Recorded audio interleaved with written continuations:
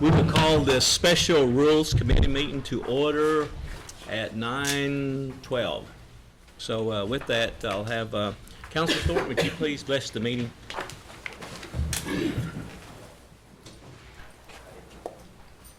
Dear Heavenly Father, thank you for this beautiful day.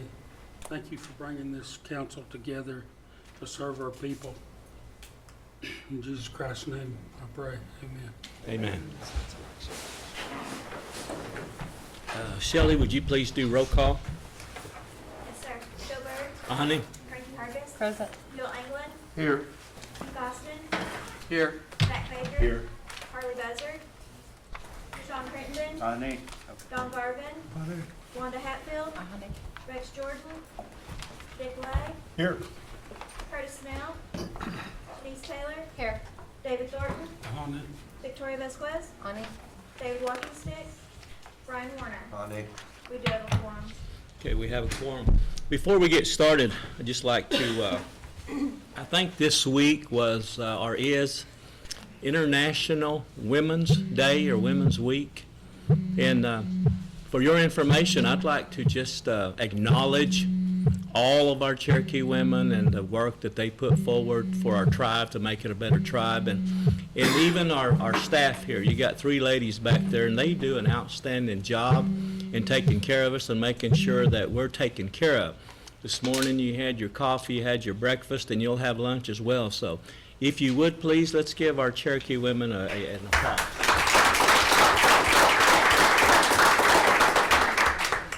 And with that, we'll drop down to new business, and we'll probably do this format, and we can change at any time. But this is, of course, the looking at the election codes, and I think our Attorney General staff has prepared a slideshow for us, and we can go item by item there, section by section, however way we want to do it. But just let me know, and we will move forward. We don't want to rush through this. We want to make sure everybody has input. So when we have some that are not here, so we'll just proceed, and we'll just do what the council or the committee wishes. But at this time, I'll turn it over to Councilor Vasquez on the item number 1.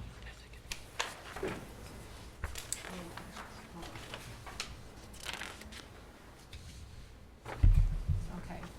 Item 1, an act amending LA 04-14, revising Title 26, Elections of the Cherokee Nation Code, annotated.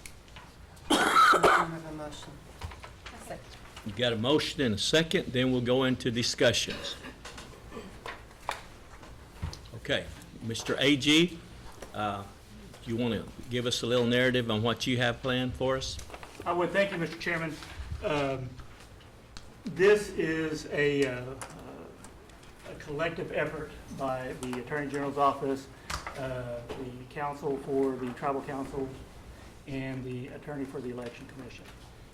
We have spent several weeks, several long hours, revisions after revision, to come up with what we believe are needed changes to the election.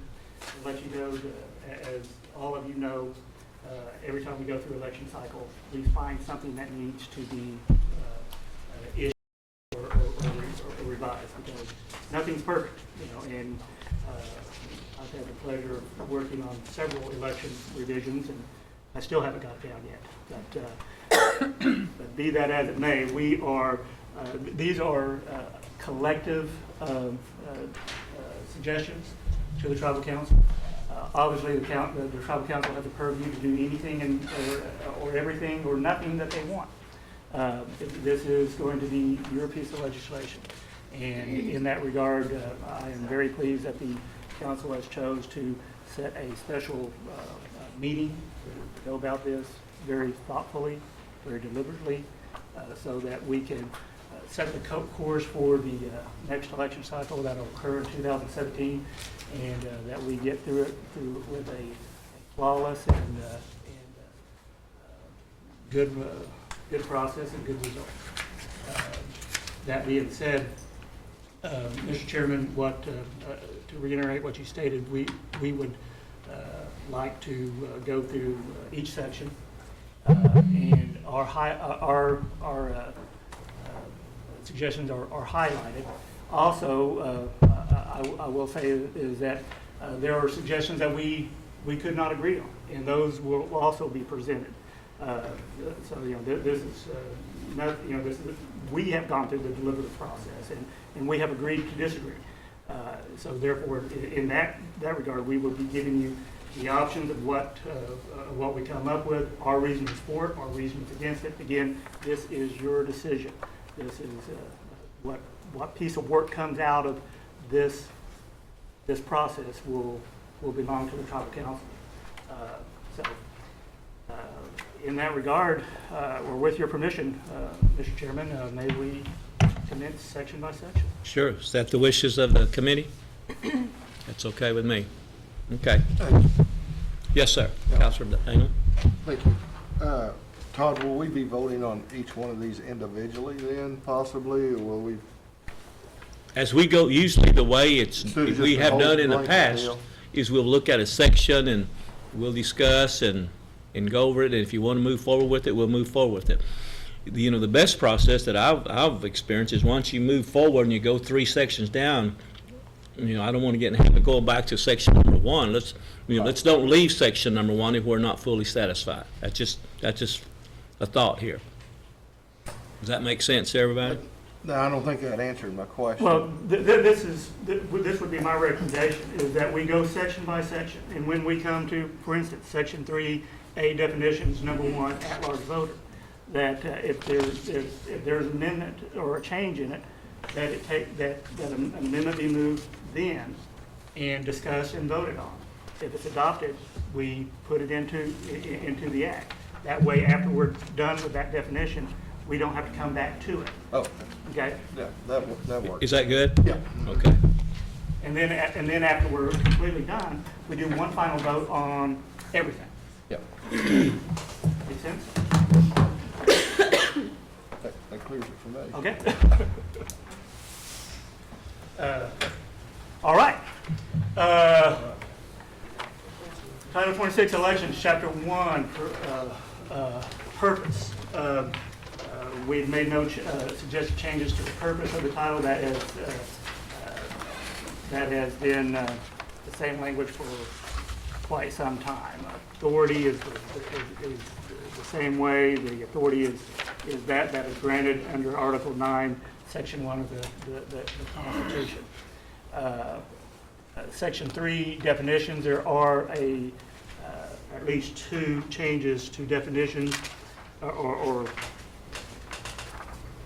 3 or 4, but we will go through them in order. At-large registered voter, we suggest no changes to the definition of at-large registered voter. Number 2, ballot box, we do not suggest any changes to that. Number 3, candidate. Now, this has been a topic of discussion for the tribal council for quite some time, and this is right out. I told you there were things that we agreed to disagree. This is one of them. And so we will be giving you both suggestions, and we can discuss that, and you guys and the council can act accordingly. Diane, do they all have this? Yeah, they got it last time. Okay. What you will see, and I will try not to blind anyone with my pointer here. Todd, Yes. you raised a sheet that's, and you said, did we all have that? So which sheet is that? That's the sheet that Okay, I okay, I got it. prepared that had some suggestions that the election commission had made, which is just basically, I see it. yeah, and their suggestions are green, and there's only one from the loophole group, which is in blue, and it's in this definition. Okay. So, candidate. This last election cycle, there was a question of when a person may become a candidate for office. Now, previously, the language was a candidate means a person who has filed and is qualified to run in an election. So therefore, there was a bright line of when a person actually became a candidate. Now, we've had instances in the last election cycle where people had announced that they were running for office, they raised money to raise for money for office, but then did not file for office. So the question is put forward to clarify, when does a person become candidate? Now, we have put forth two definitions that for the council to consider, and obviously, as I will say all the way through this, this is your process. You can come up with any definition you want. But in order to get the discussion going, one definition that is recommended is that a candidate means a person, and we insert the language, who has raised and or accepted in-kind contributions in excess of $1,000, strike filed, and is qualified to run in an election to hold elective office in the Cherokee Nation, et cetera, et cetera. Now, I will tell you that that is a definition that my office has proposed, and the reason being is that it sets an objective standard that you become a candidate when you start taking money for and raising in-kind contributions for elective office. Now, also, there is a proposed definition that, and this is the sheet that I referenced earlier, that a candidate means a person who has raised funds and or accepted in-kind contributions in excess of $1,000, strike filed, and add the language, or has filed or conducted other campaign activities, and is qualified to run for an election to hold office, et cetera, et cetera. So those are two suggested definitions. We would entertain questions on those, or entertain any amendments that people would have. Also, I want to state, Mr. Chairman, that that the entire tribal council has had these revisions in their possession for quite some time. Again, to further the thoughtful process, that and we have asked for any questions or any concerns throughout even before today's date. So I just want everybody to know that we have been accessible for quite some time on these things. So in that regard, we will entertain any questions on that, or Councilor Thornton. Yes, on the second part of that, which says, are conducted other campaign activities. Other campaign activities, what would that incur? That, initially, the Loophole Group had asked for more details about different campaign activities, and when A.G. Hembry and Mr. Chafin and I talked about that, they thought that was too many details that might be a legal issue more, and so that was just an alternative for the Loophole Group about putting in other campaign activities, but that's just from that, but that may not still meet the AG's opinion. And so that's just been put in there for the Loophole Group, but in an alternative. What does that to the include? details. What other activities does other that activities? include, is the question. I think in the past, and I don't remember if I have that, but it was talked about that could include announcements to run for office, conducting meetings in the communities, campaign fundraising activities. Those were the other things that were discussed, but the AG said we don't need to put those specific in there. And let me state my concern on that whole line of, or that whole issue, is that in order for a bill, a law, to pass constitutional muster, it must not be overly broad, and it must not be vague. You try to make laws as objective as possible.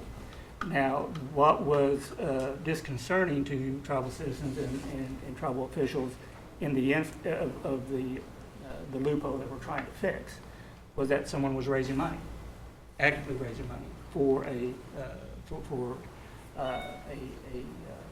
elective office. Now, that's an objective action, you know. And then the person didn't file, and so Right. that was a concern. Right, so, you know, and so when a person, you know, takes a quantitative amount of money or takes an in-kind contribution, that's something that can be measured.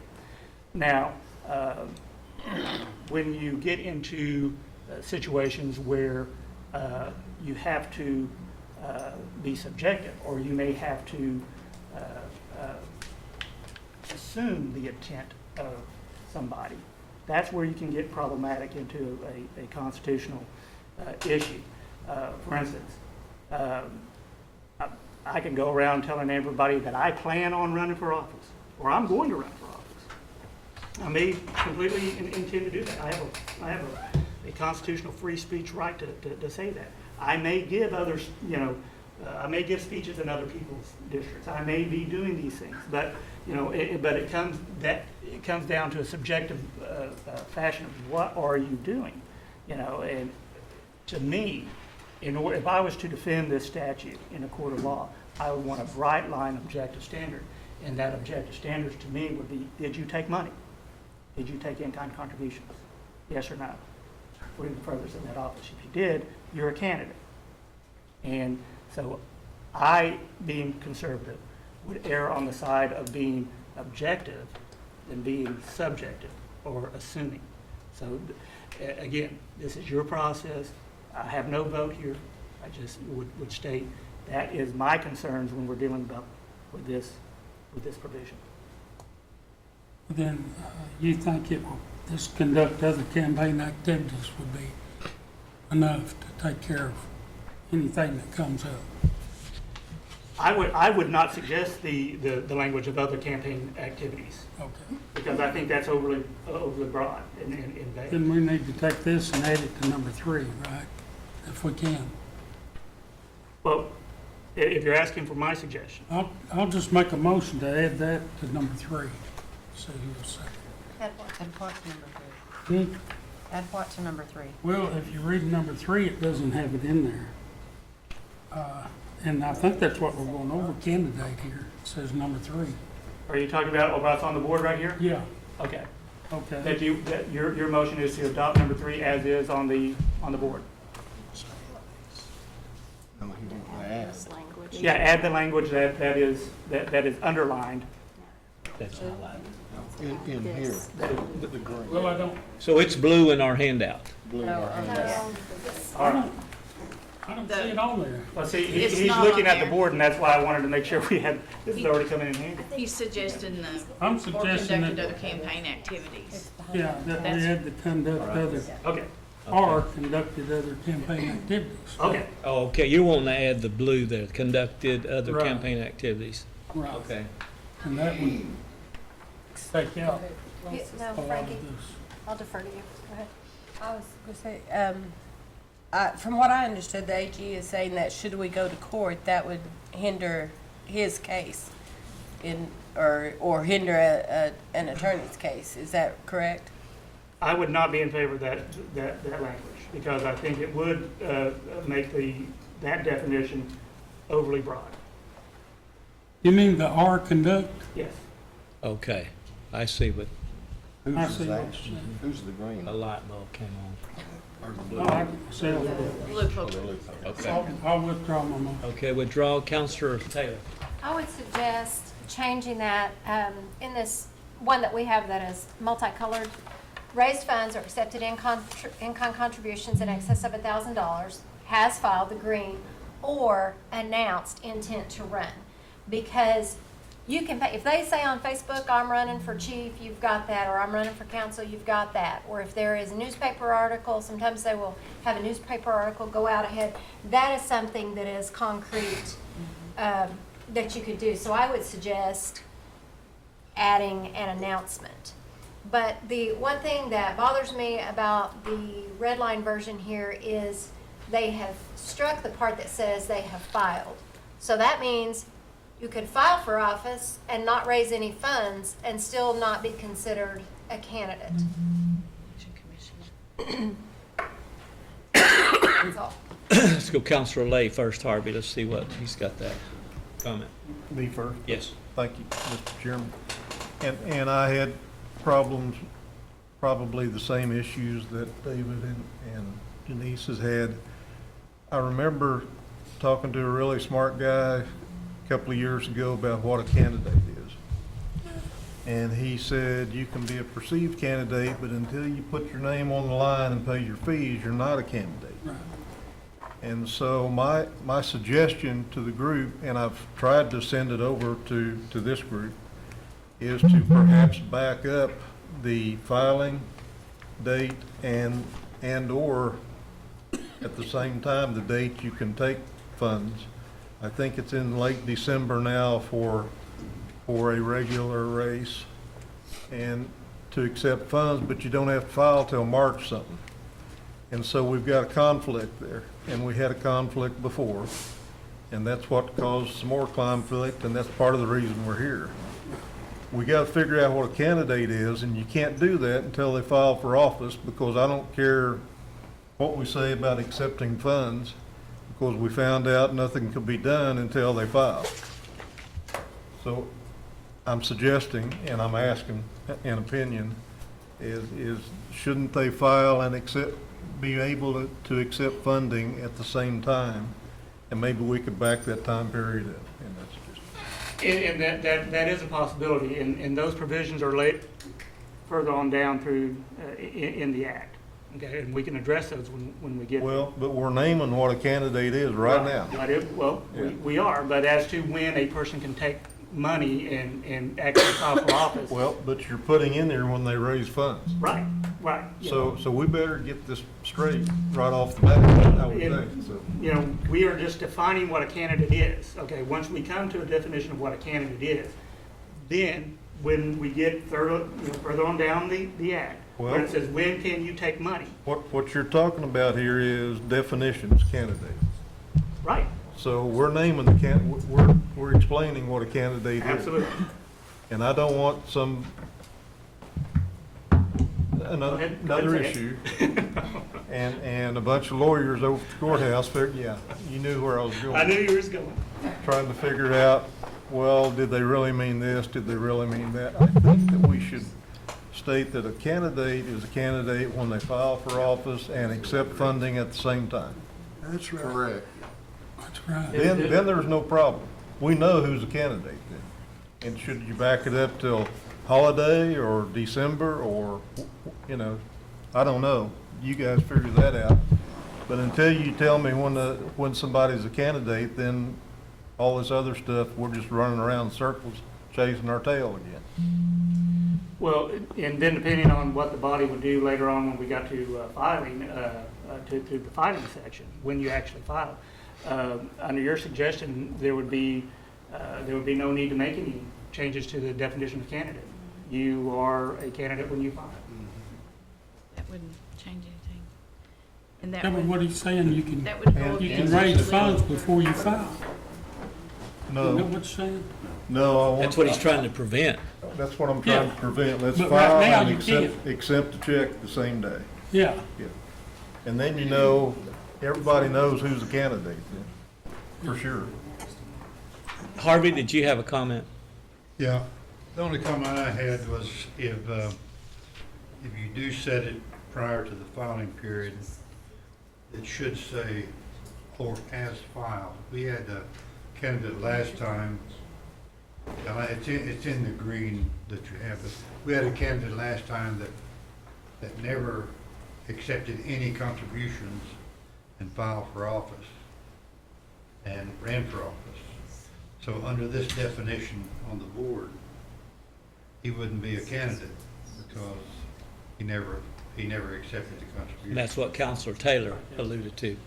So I'm suggested that you do adopt what's on the board and set $1,000 limit as being the determination of candidate, it should be $70,000 for has filed. Or has filed.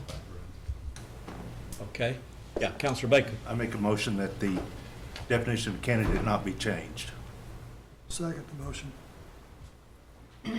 Okay, you got a motion and second for the candidacy to remain as it is. And look, let me ask you, to clarify this.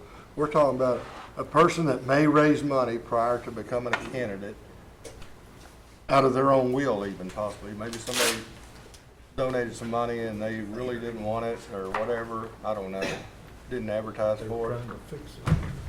They would not be a candidate until they filed, because, okay, say they raised money, but then they hadn't filed yet, but they found out that they need to drop out, because they had some dirty laundry or something in the background, and they wasn't going to pass the fact that they could be a qualified candidate.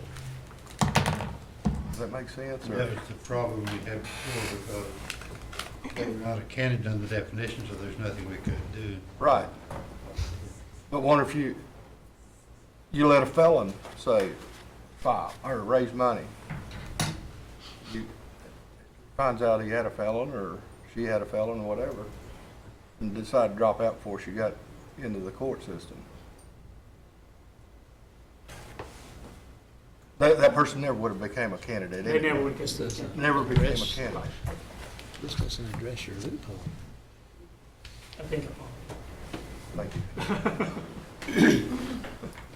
Any more comments? Yes, Counselor Thornton. I don't think this really addresses the loophole, like Chief said. I like what Mr. Lay has said. I think when you start raising money before you become a candidate, you can say, I'm gonna be a candidate, but you're raising funds all that time, and then you don't have to file. Yeah. And I don't, that's one thing I'm trying to do right here, is protect our people. Because I've had people say, well, I give so much money so-and-so, can I get that back? Well, no, you can't get that back right now. But I think we need to have a situation here where when you file, then you can raise funding. If we have to change the filing date, I'm for changing the filing date. But as far as not changing this at all, I think you're wiping the whole loophole deal out, and we just might as well leave it alone. Now, if that's what you want to do. But I don't think it's fair to our people that they have to go through something as they went through in this last election. And also the other candidates that was in this last election that wasn't spoke very pleasant about during those meetings. And it's on tape. And I think that's why we're here, is to try to prevent that type of thing from happening. And that's where I'm at. So I would be against this, not changing candidate. Counselor Austin. Counselor Taylor, addition or amendment to this, what was that again? Or made an announcement, public announcement. Okay. I actually think with that announcement, I'm comfortable with. Restate your comment there. I suggested the red line version, has filed or made a public announcement.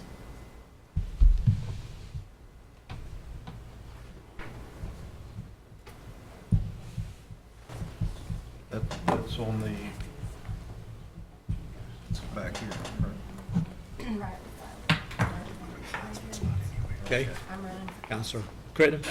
How would you define public announcement? No, see that. Well, and to go off what Todd had said, it's going to have to be something that is proved. If I say to you, I think I'm going to run for council, I don't consider that a public announcement. But if you are in a meeting of some kind and somebody tapes me saying I am going to run for council, there's proof right there that I said it.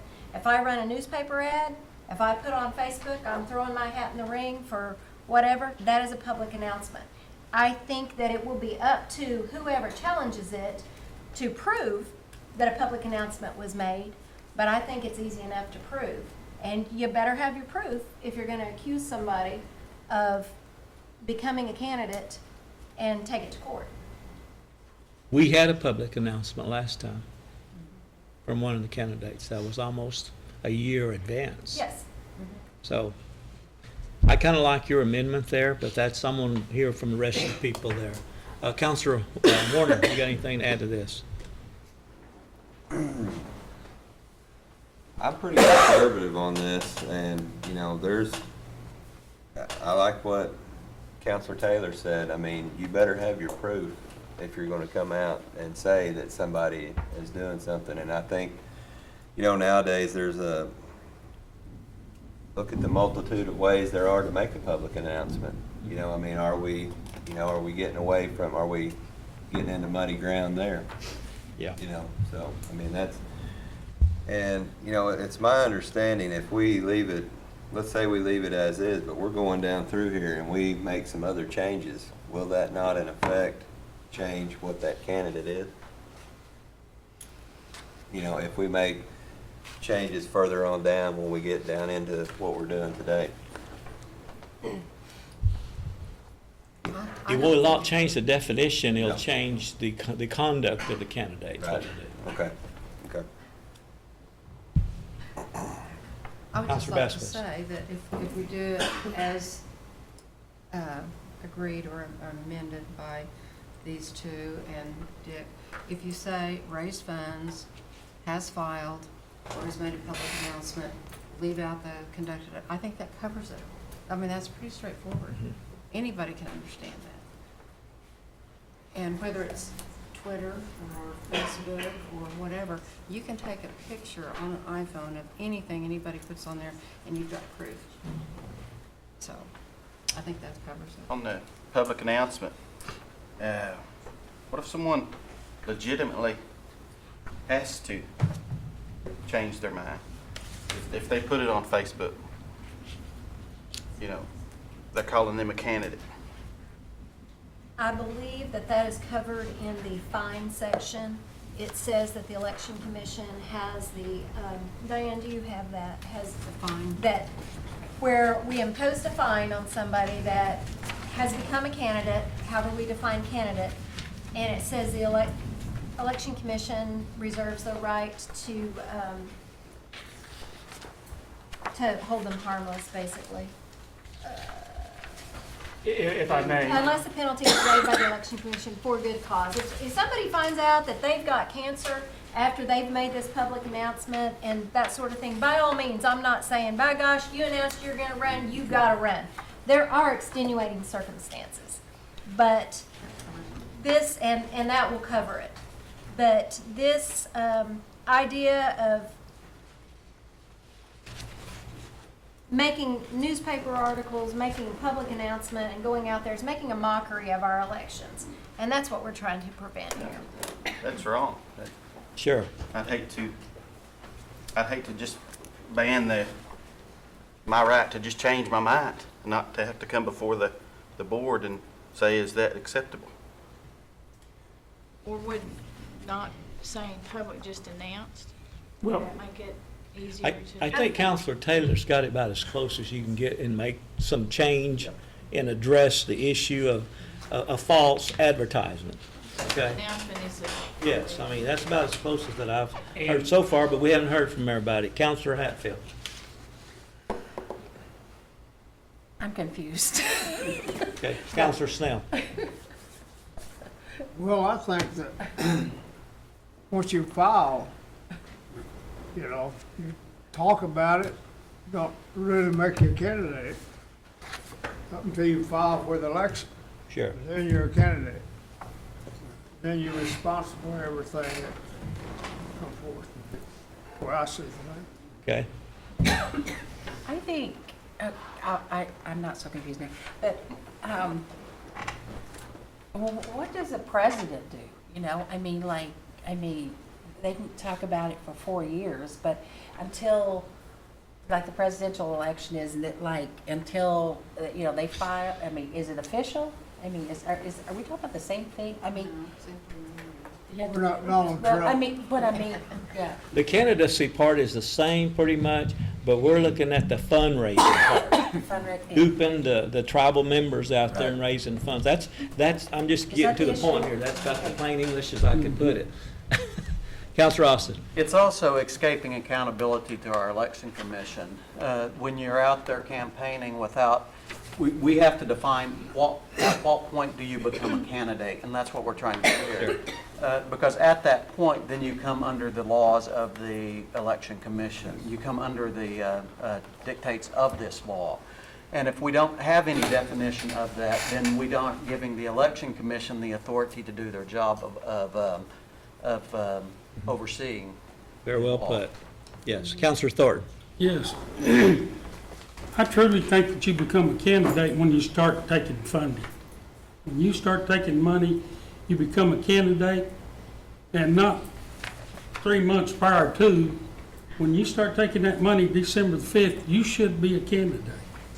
And that's my feelings, and I think that's the way it should be. As far as the fundraising part of it, which that would be, I think you need to be a candidate, raise funds. And a filed candidate. I don't think you should be able to take funds and not be. Because I think that's actually a falsehood within itself of taking funds. Because you don't have to reverse and give those funds back to anyone, or even give them to the election commission. So that's what I'm trying to prevent here. Sure. And I think as we go along, this definition that we're dealing with, you will see that as you get to we're talking about contribution, like A there, 41, they'll take care of that part. We just got to get past this definition part. Contribution's going to be handled on down the line here once we get to that. But we have a motion and we have a second. Counselor England? And I just want to make sure what we're going to be voting on here in a minute, but to me, I agree with Kurt down there. You don't become a candidate until the day you file. An official candidate, that's the day you become a candidate. I don't know how you can become a candidate prior to that, because we all talk about running, all the time, and at the coffee shops and everything else. So I don't know how you can make somebody at a coffee shop not get commitments to money maybe or something, whatever, but you're not a candidate until you file. But the thing about it is, when you take that money that old boy gives you at that coffee shop, you're supposed to turn it in. But you can't take money before you become a candidate. Right. It's been You done. can now. Yes, you can. You can take it But you're not December obligated to file 25th, until this after you last become year, a candidate. this last election. But you Yes. didn't file till later on.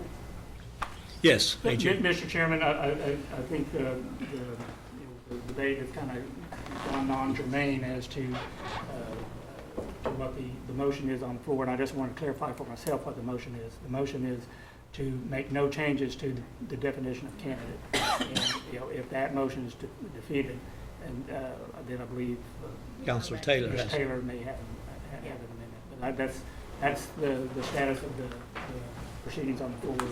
That's the one. That's correct. We'll need to vote on that first motion to see if, First, we're going to see if we got any more comments. Anybody else? Okay, you have a motion, you have second to leave the candidate definition as is. All in favor signify by saying aye. Aye. All opposed? No. I made a wrong statement, I'm sorry. Second. we'll do roll call. Let's do roll call. Do shall we? roll call.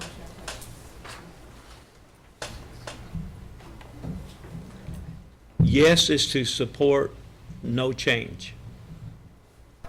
John Garvin, Yes. Tracy Hargis, Yes. Wanda Hatfield, Yes. Rex Jordan is absent, Dick Lay, No. Curtis Snell, Yes. Janice Taylor, No. David Thornton, No.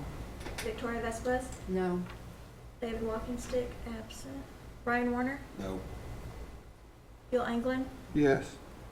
Keith Austin, No. Jack Baker, Yes. Harley Buzzard, absent. Joe Byrd, No. Sean Crittenden. No.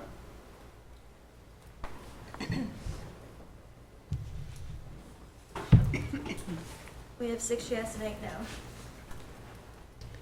Okay. Counselor Taylor, would you restate your? Okay, so my proposal is to change that candidate means a person who has raised funds or accepted in-kind contributions in excess of $1,000 or has filed or made a public announcement and is qualified to run for an election to hold office in the Cherokee Nation. I'll put that in the form of a motion. I second. Got a motion and a second. Discussion? Counselor Lay. And Janice, tell me again, is it or file? Or file. And So so, any one of those three things makes you a candidate. Raising $1,000, filed for office, or made a public announcement. and let me ask our counselor, then if we do this, Diane, at a later date, we're going to decide when we file and when we can accept funding. That'll go on down the road because we'll have other, do you want to also add in-kind in addition to? I said that. It's in the red line. Or Okay. raised Already there. funds and or accepted in kind. She's Okay. taking the red line as it is. Okay, and just adding this. And the green, I'm Filed taking as it as is. filed. But then I'm changing conducted other campaign activities to made a public announcement. Yes. Okay, could you state that again? I can. Let Thank me you. read this for you. It's number 3. A candidate means a person who has raised funds and/or accepted in-kind contributions in excess of $1,000, has filed for office or made a public announcement, and is qualified to run for an election to hold elective office in the Cherokee Nation in accordance with Chapter 4, Sections 31 through 34 of this Act, and in accordance with the Cherokee Nation Constitution. And you want, and has filed or has filed? Or has filed. Okay, yeah, I want to make sure that, It's the green line that the election commission suggested. Leaving that as it is, just changing the blue is all I'm changing in that section 3. Okay. Yes, Counselor Hargers. That all sounds good. My only question is where it says, and is qualified to run in the election. You know, we have people out there who could publicly announce they could raise money and then file and be deemed ineligible. You know, they're not going to be held accountable because it says is qualified to run in an election. They would, I may very well, if I may, Mr. Chairman, I'm sorry. Yes, go ahead. I may very well believe that I hold all the qualifications to run for office. And I've known candidates that have believed that and ended up go through the vetting process of the Election Commission and have been found not to have those. That doesn't mean that they are, that they would be unaccountable. With definitions that are later on in here is that, you know, even if you're not a candidate, you know, if you don't end up being a candidate, you still have to account and report of the fundraising that you've done. Okay, Counselor Thornton. That's the very reason that when you file, these people right here check and see if you can be a candidate. And they clear you for being a candidate. But this public announcement, I can make a public announcement right now that I'm going to run for deputy chief. And, you know, I don't have any responsibility until up to them. Not if we Approving change it. the definition of candidate. So I don't, I really don't like this public announcement. You can make your public announcement when you file. And that's what you do in most school boards or anything. Yes. Races. And I don't really care for this public announcement. Okay. Well taken. Counselor Warner. With any one of the three, filing, money, or announcement, you fall under election commission law with this definition, correct? Okay, thank you. I think that's what they're trying to do. If you have to defend this, then you've got to give them something to go and argue. Right. Yes. Okay. Okay, Counselor Lay. And I'd like to offer a friendly, to change the "or" to "and filed," and to delete the, what was it, public announcement? Public announcement. And I'll just throw that at you, Janice. So, Delete public announcement, is that what you said? No, I mean, we can vote on it and see what the wishes of the committee are, but like Counselor Warner just said, raised funds, has filed, or made a public announcement. Those are the three things that I'm proposing make you a candidate. okay. When you make a public announcement, Todd, is that free speech? It certainly is. Well, of course it is, but also, I mean, you know, it is within the purview of. I know, but here's what I want to keep us out of, and you know where I'm going. I don't want a whole bunch of lawyers over there at the courthouse discussing what a public announcement is, and I'm afraid that's where we might end up, and David is too, and it's something to think about. It is something to think about. I offered it and it was turned down. If I just do the "and" instead of "or," would you accept that "and" file? No. Counselor Taylor's hard-headed. Well, I just feel like then I'm we're not back to the same disagreeing with situation you. we've had. Okay. Because currently, a candidate is not a candidate until they file. And the whole purpose of the work group was to eliminate someone being perceived by a candidate, by our citizenry, and then not filing. Sure. And if you put, I don't care if you say you have to paint yourself blue and file for candidacy, that doesn't change who a candidate is.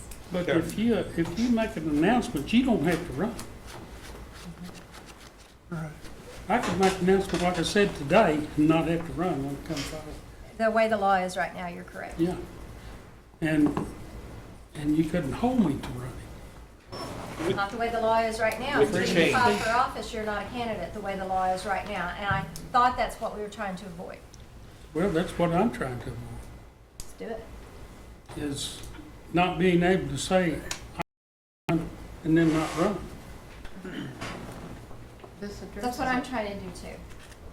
I think we're all trying to do the same thing here. I don't, Okay. Withdrawal is addressed in a different provision. I'm confused. Withdrawal of their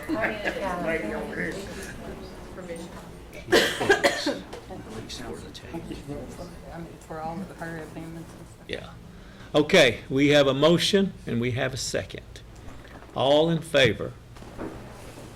Counselor Taylor, who made the second? Okay, all in favor signify by saying aye. Aye. All opposed? No.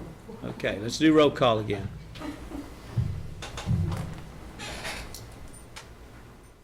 Victoria Vasquez, Yes.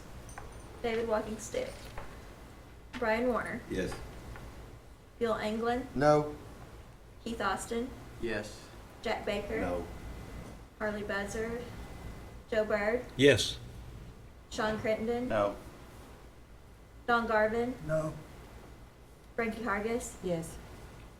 Wanda Hatfield, No. Rex Jordan, No.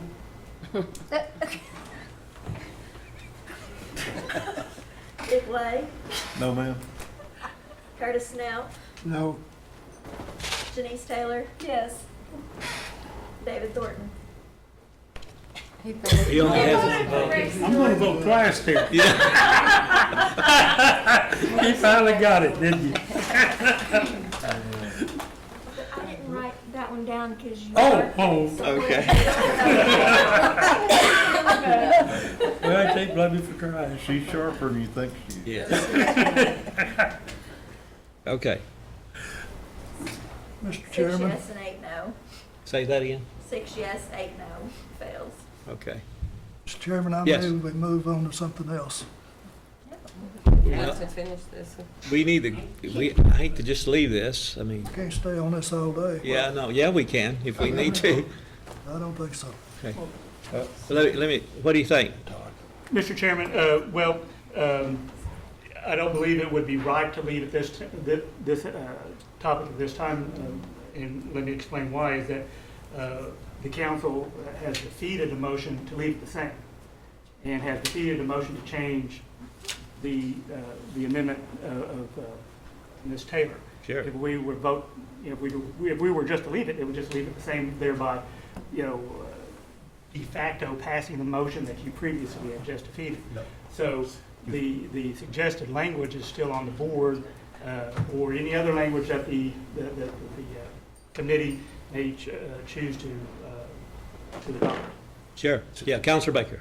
I disagree, because the motion is made and seconded that we accept the entire act as amended at the beginning. Right. And now we're going through and making Right. amendments to that if we wish to.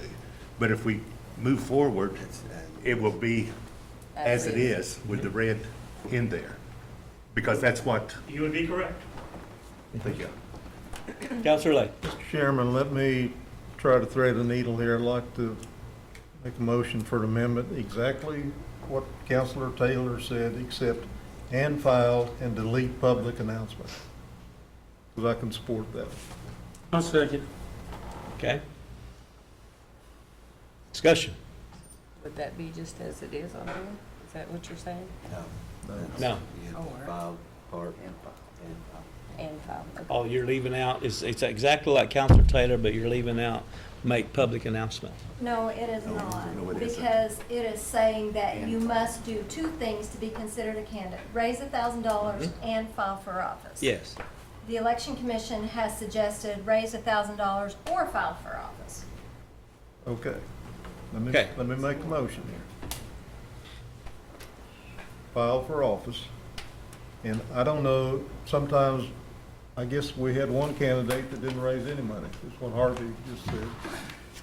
So I'm not sure why that was in there, but anyways. Delete public announcement and delete the raise $1,000. We've got to figure out what a candidate is, because if you don't have a candidate, we're going to be right back to where we were last year. Yes. We haven't accomplished anything. Yeah, we haven't accomplished anything. We've got to have a candidate, and we've got to have the definition. That we could leave the definition like it is, or we could do the candidate has to file to be a candidate, and we've got to set that time period back to the same time we can accept contributions. We've got to do both at the same time, I think. Hold somebody, if you will, liable, I guess, use that word, but hold somebody to the law, the election law. They've got to be a candidate, they've got to file, and if they start that until they file.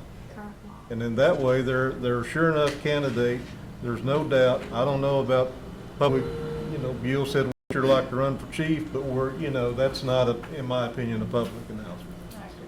And Councilor Lay, in which you can raise funds in this act.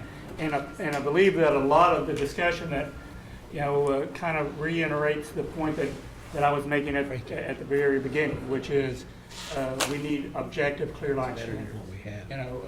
And when you get things to do done, that's where you get into your team of lawyers have the suggestions sort of correctly put in and seconded, clear that if you start taking money and you raise over 1,000, you are a candidate. And that clears up what the loophole committee wanted to do, which is we didn't want someone going out raising a lot of money and not filing for office. Well, if they raise money now, and we'll address when they can raise money later on, but if they go out and raise money, well, for a particular office, and that's easy to prove, then they are a candidate and fall under the auspices of the election commission. And I think that's what Councilor Taylor attempted to do, and I'm attempting to do, like, set that definition, but I didn't ever realize. I mean, people can self-fund. We got a presidential candidate. That down for the election commission. Okay. Even if it's your own money, or I did anyway.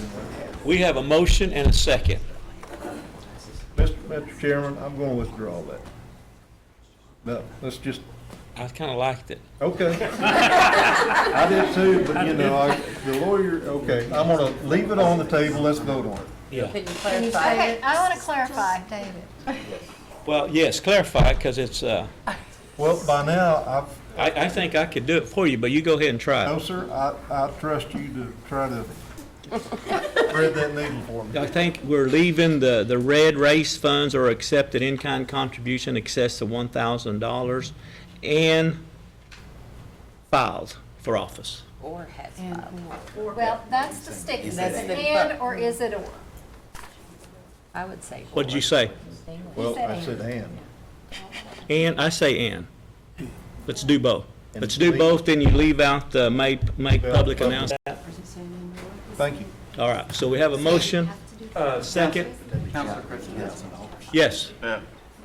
Mr. Chafin, you like this or filed, right? The problem with the motion that you have now is if a candidate never accepted contributions, he wouldn't be a candidate, Or. be filed. If you say and he never accepted contributions and filed for office, he wouldn't be defined as a candidate. So he wouldn't be subject to our So jurisdiction. it should be or. Are you okay with that, Counselor Lay? And AG Henry said it should be or Okay. too. He's okay with that. So having I want to know, we vote or. Or, Could the whole thing be restated as we're currently voting on it? Nice. you guys are testing my memory here. Raise funds or Or filed. or has filed. Or has filed. Okay. Like that. Everybody get that? Yes. Okay. You have a motion and a second. All in favor signify by saying aye. Aye. All opposed? Aye. 3 of opposition. That wasn't bad. So now you can be a candidate before you ever file? Yes, you can. And I think we'll begin to see how the other questions or comments we made as we move along, especially the contribution part. Okay. Yeah, I've calculated that if we spend the pro rata amount of time on each section that we get this, we'll be here for a month. Like I tell our well- preacher on Sundays, you can preach as long as you want, but after 12, we go eat. But, no, and, again, this is why we set these special Sure. meetings for you. This is a very fruitful, very good discussion. Thank you for being very thoughtful and deliberative on this. And what I will do is go to the next proposed change unless there is a comment from the committee to address a definition that we had not suggested a change. Counselor Snell has a comment. I think we're good. But the way I see it, you're still not a candidate till you file. We're Yeah. gonna get to that. So that's what we're, gonna get to it, where is it, I think it's section 37. we're gonna get there. We're gonna get to that. Yeah. that's what you got covered. Well, no, it's in here. Counselor Austin. Could I make a suggestion that there's a lot of changes that are one word, changing the word services to commission, and that we don't need to stop at each one of those points, that we can accept those in total or reject those in total? It's up to the committee. And is there a reason we need to know more about that? I feel there is. I think it's, AG Henry's probably just gonna say, here's this one and here's this one. If anybody has a comment, won't have lengthy discussions as much as we've had on the definition. And so he wants to go through each one. And in that regard, section 13, we change services to commission, and we're changing the term services to commission to make it uniform throughout the act. It changes nothing substantive about that provision.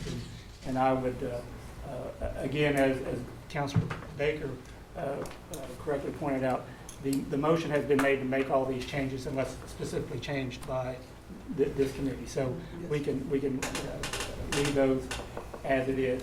Election period is a change that we want to look at. It says we would the proposed changes, the election period shall include the primary election and the runoff election.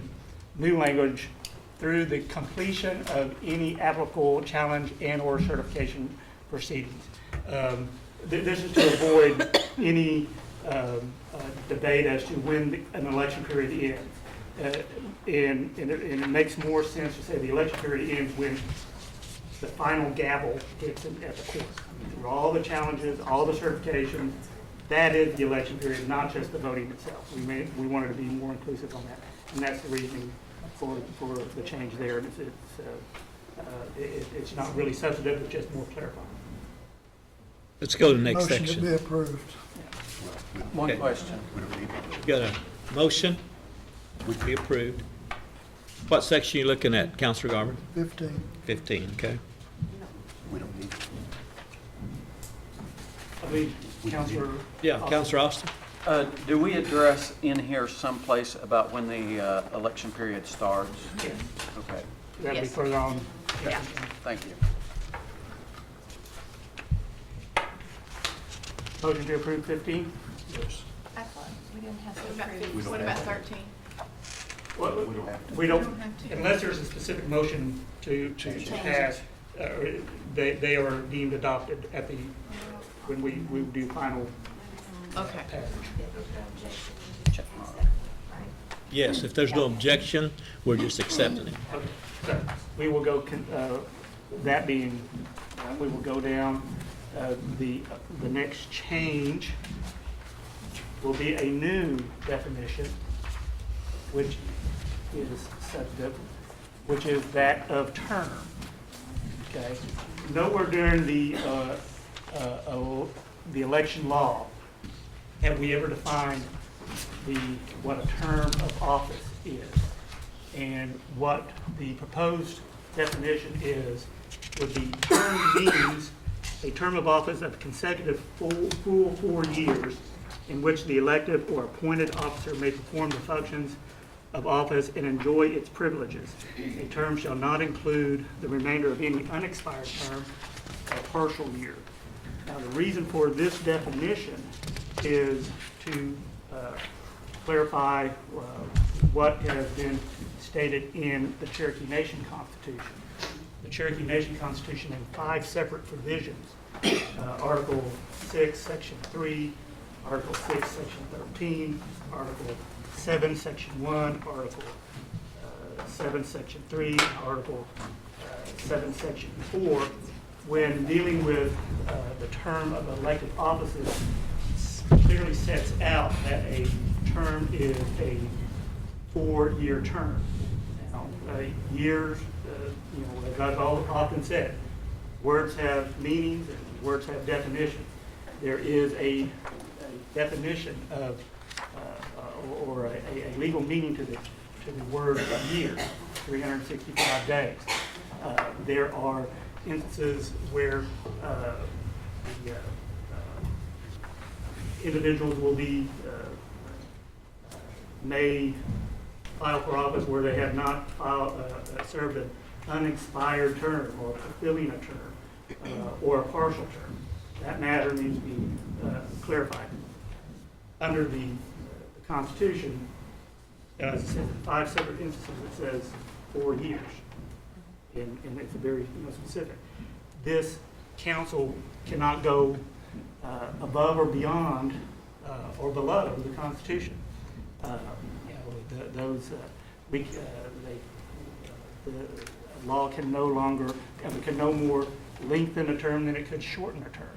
And so this definition sets out clearly what the Constitution says, that a term is a 4-year term. That's the reason for this definition.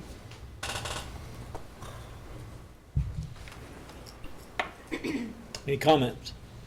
Counselor England? Yeah, Todd, I have on the blue one that you've added. Yes. Number 31. Yeah. Okay, say we have challenged elections Uh-huh. at the end, and then you go to the court, say 30, 60 days, whatever it may be, to get clarification. Does that mean that term will not start until that challenge is up, or does that term start when that election ended. Any term of office begins upon the application of the oath. That's when a term starts.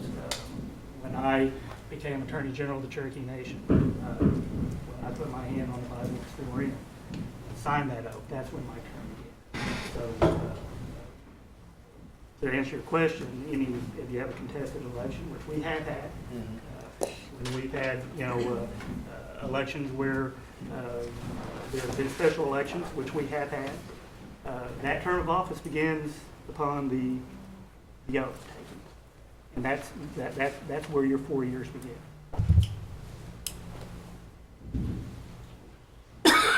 Okay. I think the question is, when does it end? 4 years later. Okay, once you, okay. No, August 14th.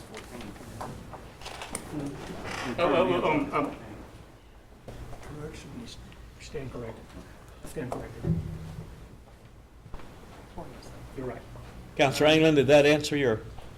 I think it does, but there's not any gray area there, is there, Todd? Like on challenges and stuff, you're not moving the date moving somebody into another full term over a 60-day delay.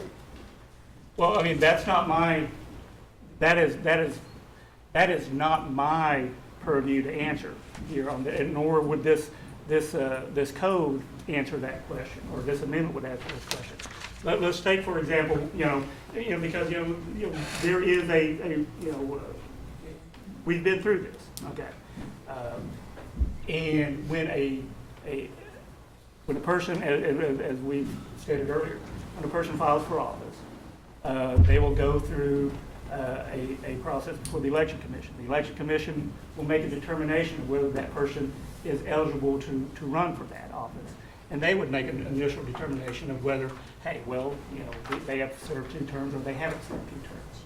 If they make the decision that a person can run for office, well, whoever's, or can't run for office, whoever's agreed by that decision will then appeal that to the Supreme Court as set out in our act. And it will be the Supreme Court who will make the determination of whether, that question that you asked, the Supreme Court will answer that question at some point, I'm sure, if someone were to file for office under those auspices.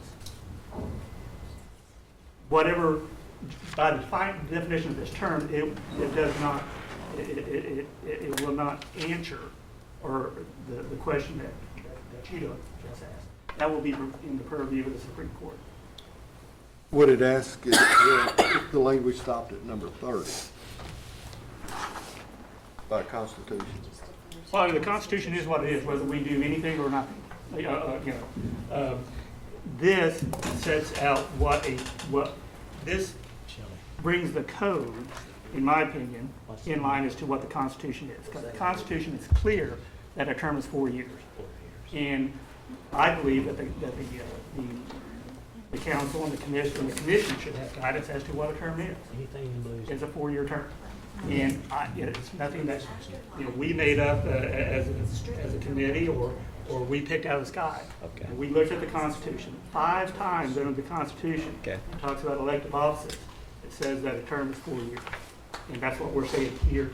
Frank, you okay with that? Your ladies on the right, make a motion. Yes, Counselor Lay. And just really brief comment, I mean, I don't know where this came from. I think I'm willing to let the Constitution stand on its own 2 feet. I don't think this is necessary, but that's just me. Thank you. Yes. I would like to make a motion we accept as approved, as stated here. Okay. What? We don't have to. We don't. Unless we make a motion, otherwise this is what we're going to go with. So we're good? Okay. In that case, Mr. Chairman, I'd like to make a motion that we delete the blue lines. I will second. We delete what? 31. 31.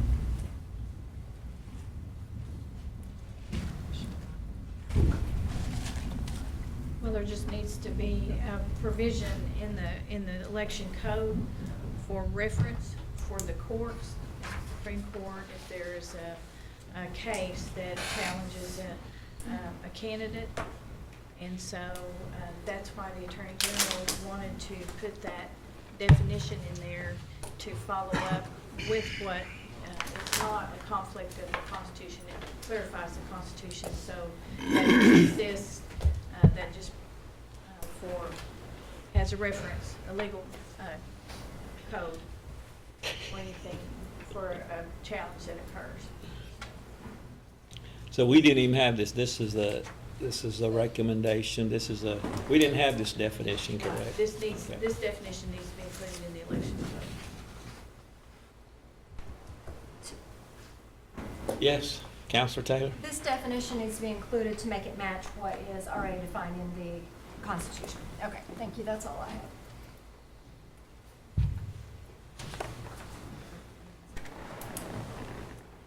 Okay, Counselor Lake, are you still willing to go through with that? or the- Yes, sir. Okay. You have a motion second to strike the blue, 31. So you got a motion second, all in favor, signify by saying aye. Aye.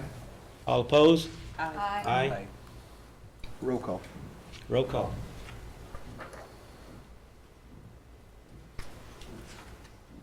Bill England, No. Oh, wait a minute. Back up. I didn't qualify. No, yes, strike it. Keith Austin, No. Jack Baker, Yes. Harley Buzzard, Joe Byrd, No? Sean Crittenden, No. Don Garvin, Yes. Frankie Hargis, No. Wanda Hatfield, No. Rex Jordan, Dick Lake, Yes. Curtis Snell, Yes. Denise Taylor, No. David Thornton, No. Victoria Vasquez, No. David Walking Stick, Brian Warner, No.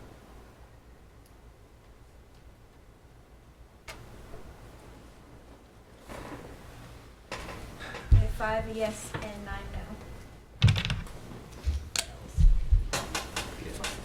With your permission, we will continue down Okay. the office, or down the legislation. Again, at the title, we changed services to commission, which just makes it uniform. The next substantive change will be at term of each election commissioner shall serve a term as set forth below. Now, the reasoning, and we, what we struck there is language that was needed in the commencement of the staggered terms of when the election commission was coming, was coming to being under the auspices of the new Constitution. It's language that, in our opinion, is no longer needed. We keep intact the staggered term. We all had everyone in a term, and those terms are numbered, or those offices are numbered, and the staggered term is in effect. We don't change any holdover clause. Or in the vacancies, we change who shall serve the remainder of the term. Changing shall to will. Shall has more legal significance in the word will. But as to the term, that language, in our opinion, was outdated and no longer needed. A little different.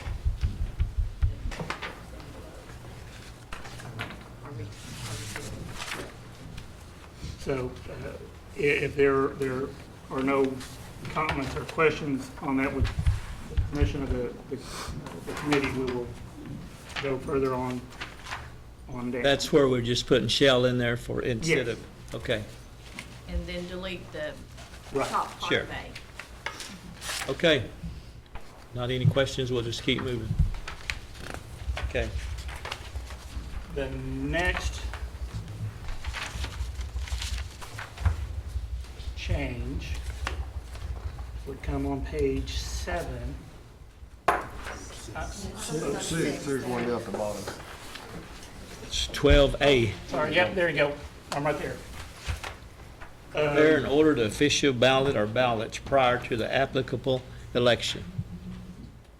You're Yes. adding prior to the applicable election. Under duties, duties of the election commission, conduct all general and special elections by secret ballot, provided that elections by the council to fill vacant council seats shall be done by public roll call.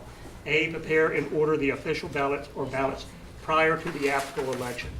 This was to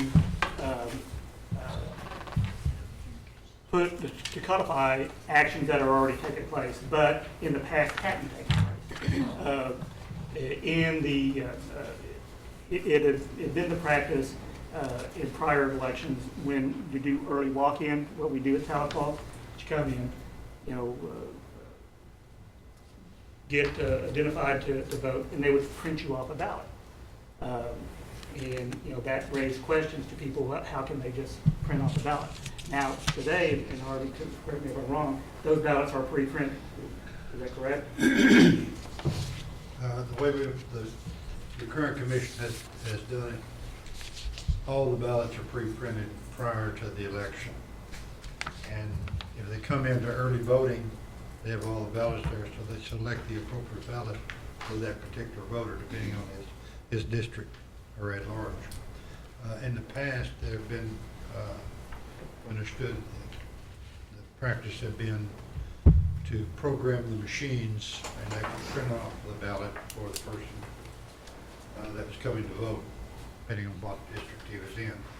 This commission didn't feel that was secure, I should say. They thought they should all, that way you can account for all the ballots. There's a three number, all got stubs on them, and you can have an accounting for every ballot that went through the machine. You've got a stub and a control number to make sure that you've accounted for every ballot. And the number of votes cast come out with a number of votes missing, or ballots missing off the stubs. That was the reason for this change to clarify that the ballot should be printed prior to the election. Okay, we good with that? Okay, moving right along.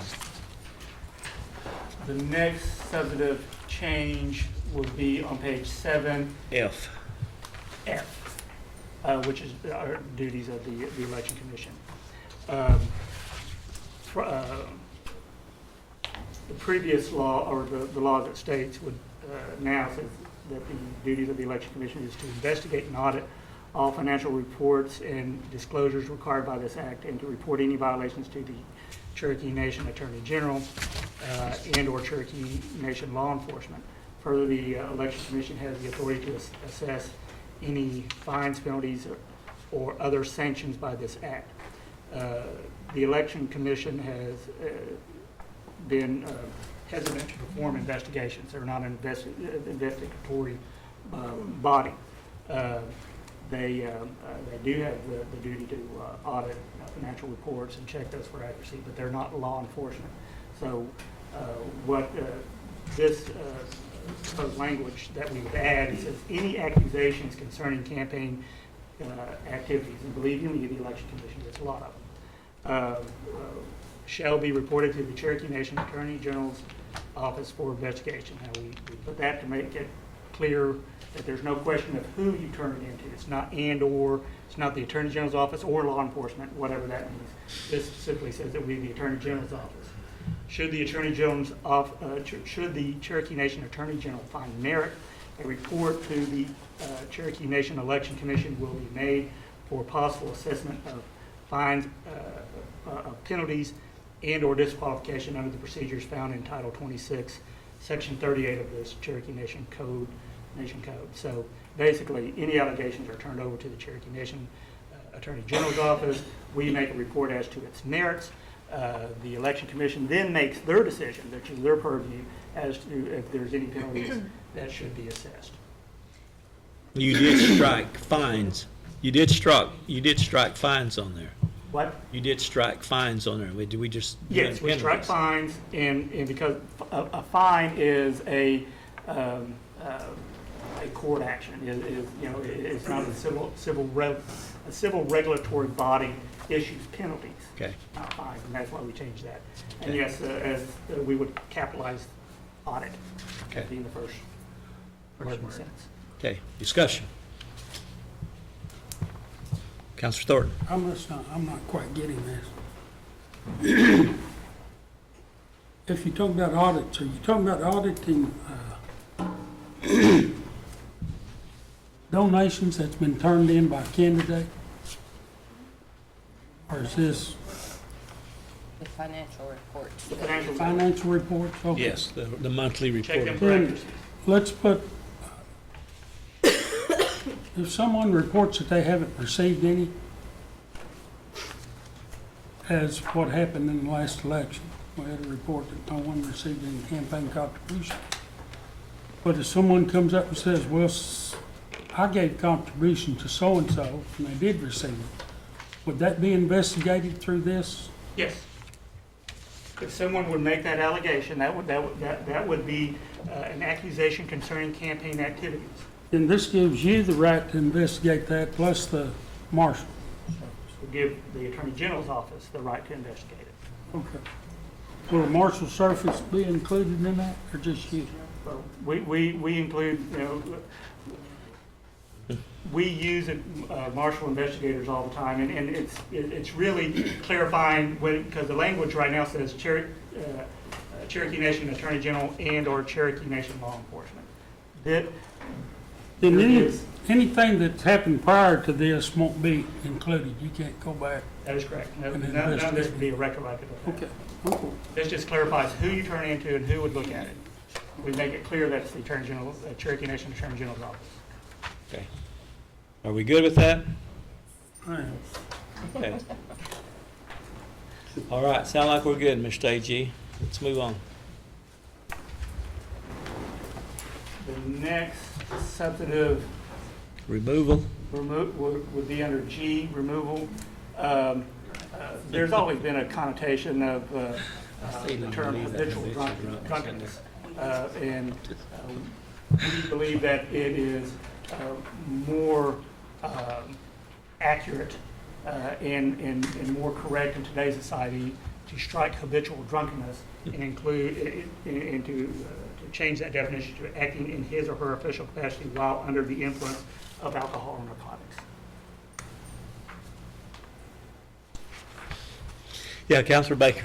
Yes, under G, which you don't have there, the removal of election commission members, and it reads, an election commission member may be removed from office for committing the following acts, which indicates that they have to commit all of them. I would Any make a of these motion that acts? we add for committing any of. Any of these acts? Does that suffice, AG? That is a good catch. Okay. Or I'll offer it as a friendly amendment. Yes, I'll accept that. Is that okay? For any? Okay. Okay, if permission to move along? Question. Yes, Counselor Austin. We're back on the G3, right? Habitual Yes. drunkenness. Yes.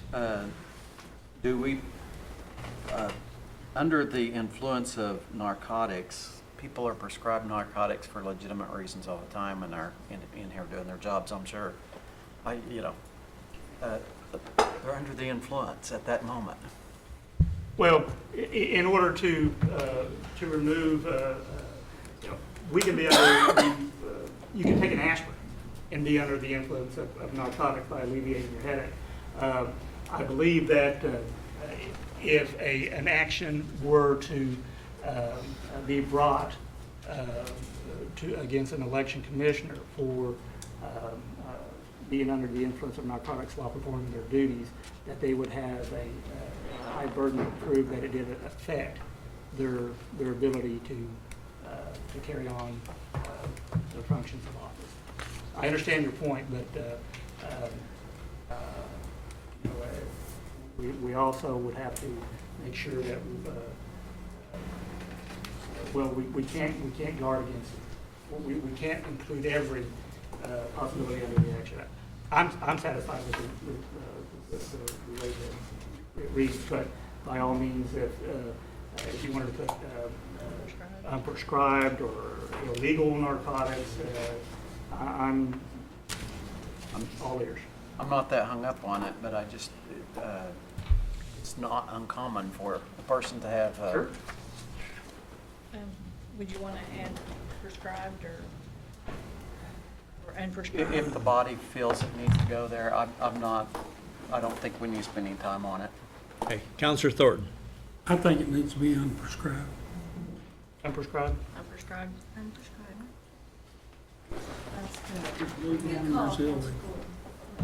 So read what you're trying to do, Counselor Austin, for the sake of the committee.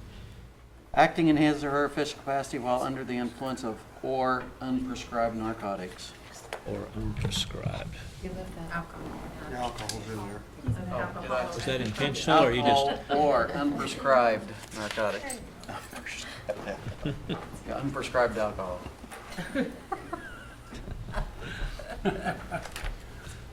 Okay, sounds good. Counselor Warner. Well, not to tarry on this too long, but what if you're abusing your prescribed narcotic? We should see it all the time. Sure. I guess you get removed.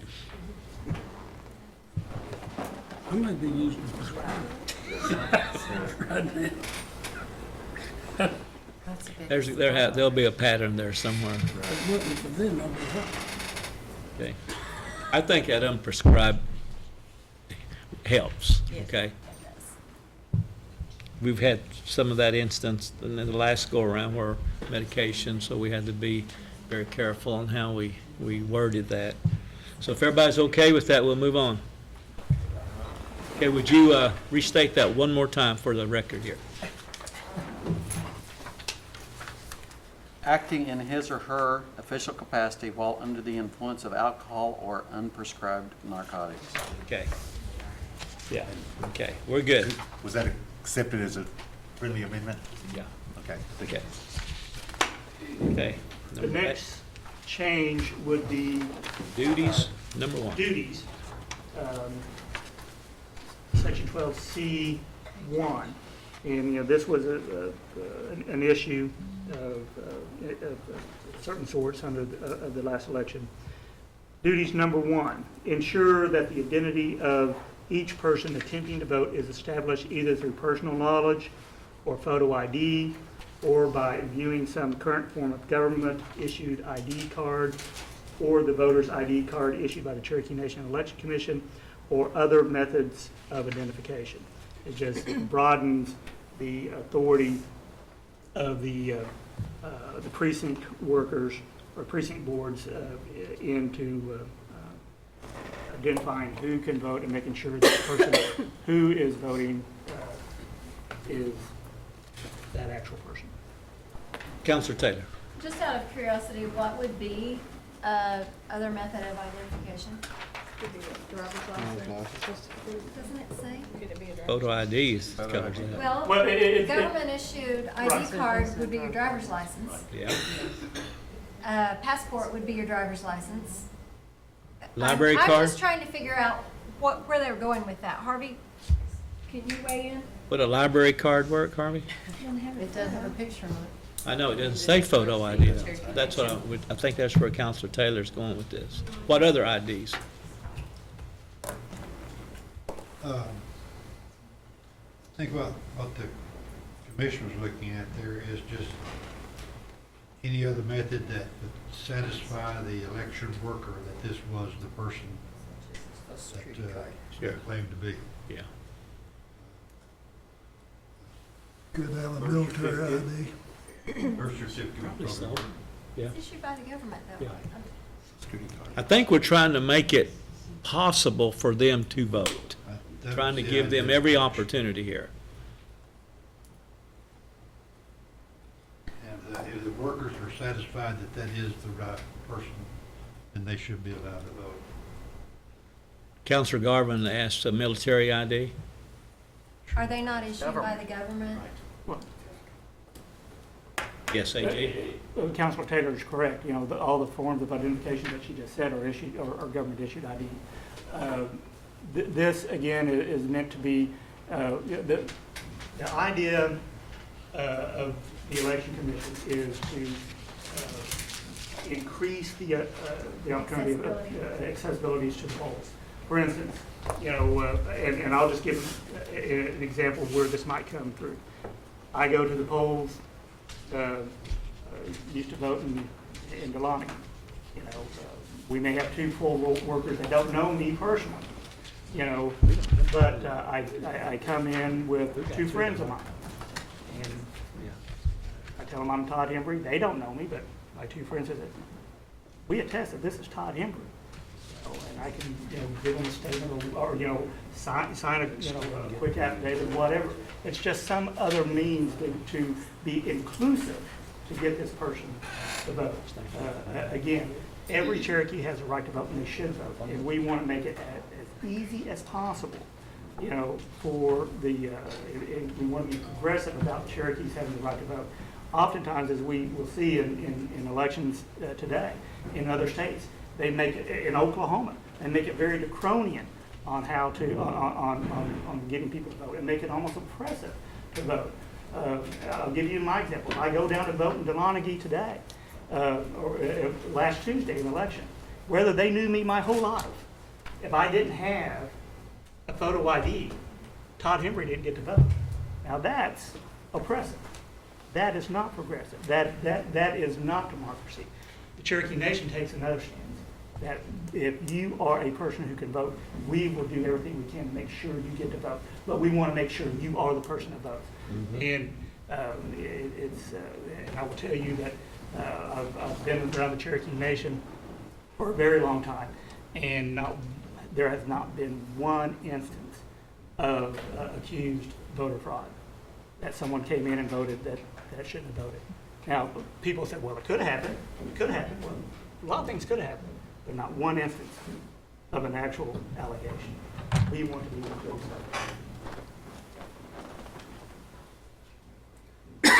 Okay, does that satisfy you, Counselor Taylor, on the other forms of, I'm not necessarily opposed to it. I was just trying to figure out what it was? what, if I have a tattoo of my mom's name and everybody knows that, is that, I'm just curious. And you do, well. Yeah, Victoria, okay. No, is everybody good with that? I think that was a good question on other forms of ID, because if they're not government issued, then what are they? So I think you addressed that, Harvey. Okay, can we move on? Okay, number 9. Yes, the next page, page 9, is again being uniform and changing service, the term services to Election commission. Okay. So there are no substantive changes. The next substantive changes would be on page 10, Okay. which would be section 15, record retention. And Harvey, I will let you take that section if you would, please. On the record retention? Yes. Yes, the Act currently does not have any direction regarding record retention. The Election Commission has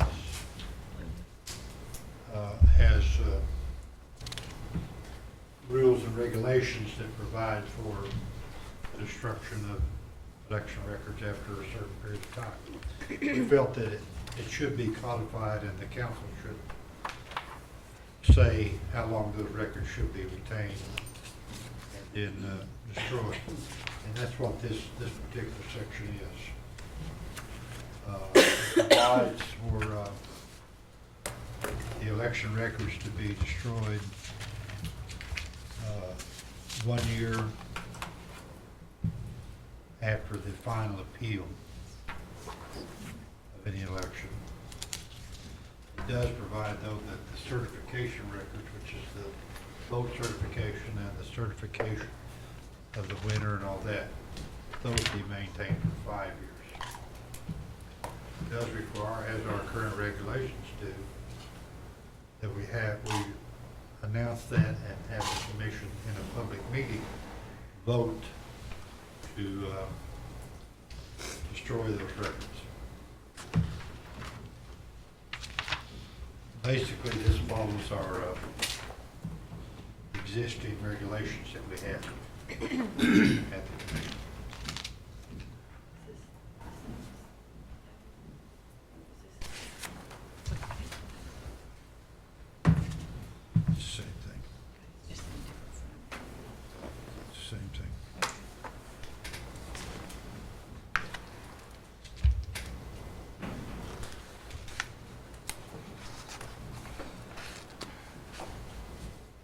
So you will retain the results of the outcome, but after 5 years, you will destroy the records, is that what you're saying?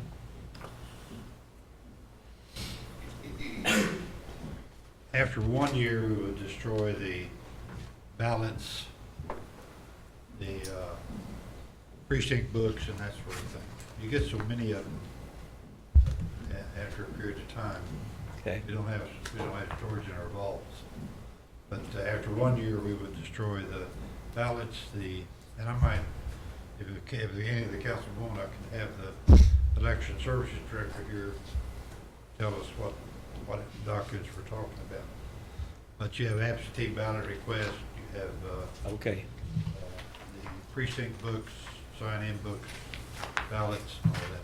Yeah, let's clarify that, but Counselor Taylor, you got a question? My question is under the little a, it says, permit the destruction of the paper records relating to the election no later than 1 year. So to me, that means the day after the election, we're shredding stuff. Is that the intent, no later than 1 year? No, I think that later is supposed to be less. I would Yeah, I agree with propose that we change that. Jack? I agree. I'll make a friendly amendment that we change later to less. Okay. Not less than 1 year.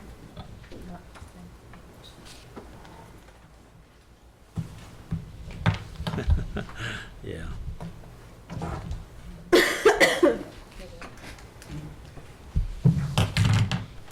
Okay. We can have her explain or he explain on what records we're talking about.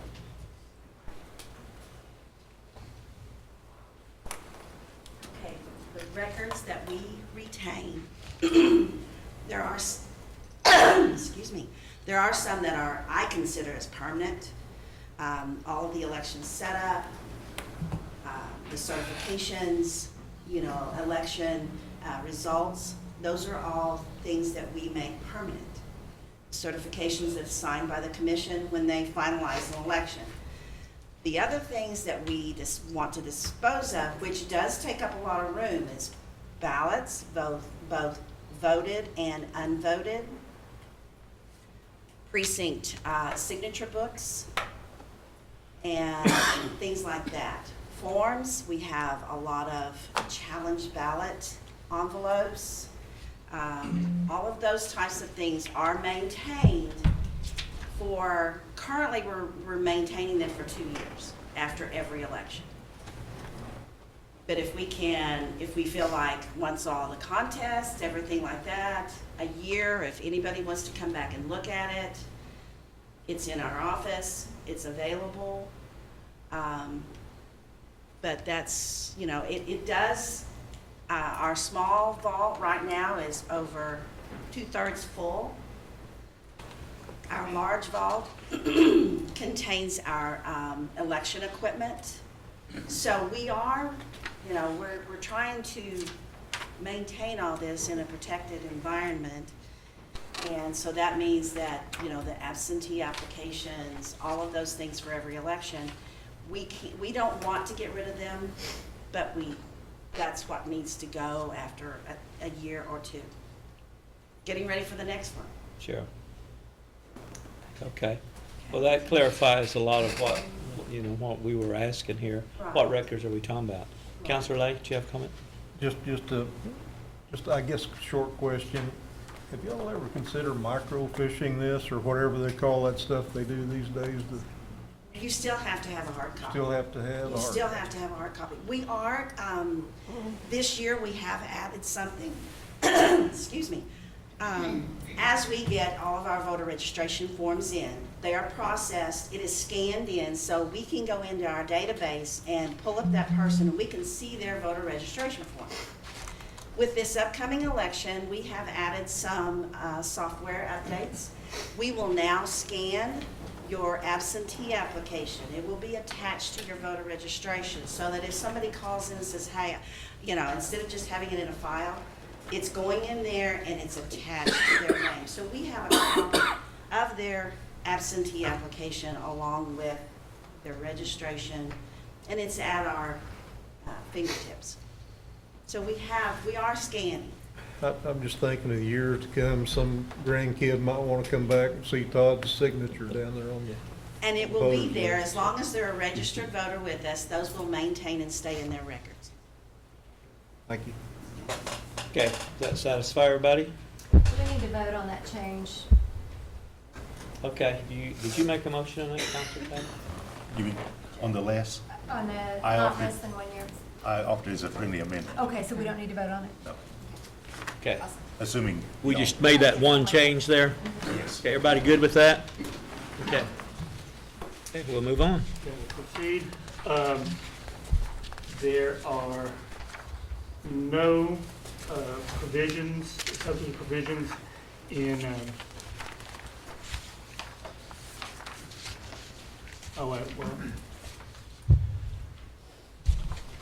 page 11-2, top of the page.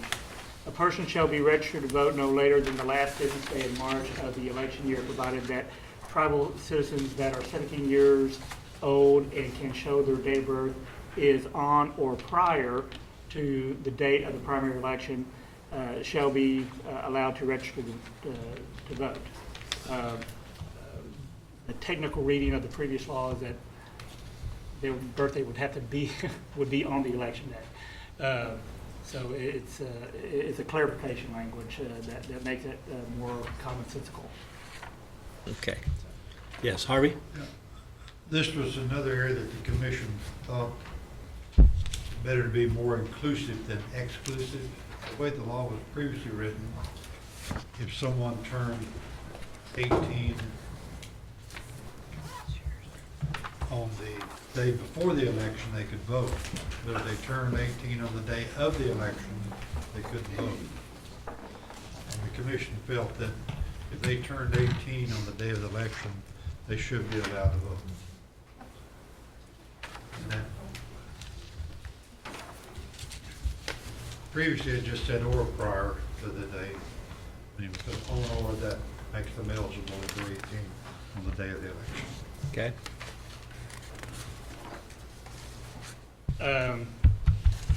Another substantive changes on page 11. Now, on page 12. Voter address? Actually, back on page 11, Yes. be the original enrollees. Yes, Should we strike that since we have none left, or just We- leave it to show? we had that discussion, and we as a committee felt that we have a good idea that no original enrollees, but there's always a chance. And out of respect to the original enrollees, we thought, it was more appropriate to keep the section in there for nothing else but historical. Right. Which is fine. Yeah, Thank you. that's point well taken though, Jack. I'm glad you brought that up. Yeah. Okay.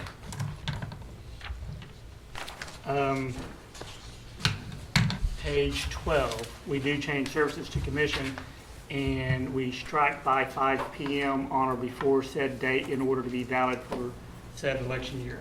Harvey, can you address that? We had the voter registration as it existed, said it had to be there by 5 p.m. On a certain date. The statute requiring a request for ballot said it had to be there on a certain date. So we were accepting either one you can send in by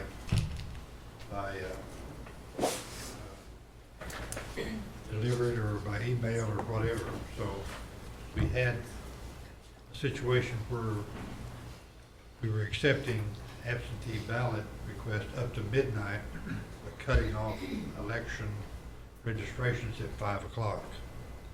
And the commission felt that those should be consistent, and again, they should be given the full opportunity of that day to get the registration in.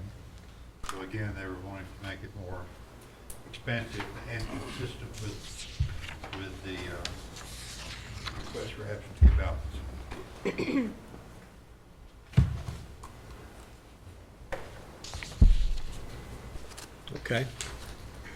Are you good with everybody?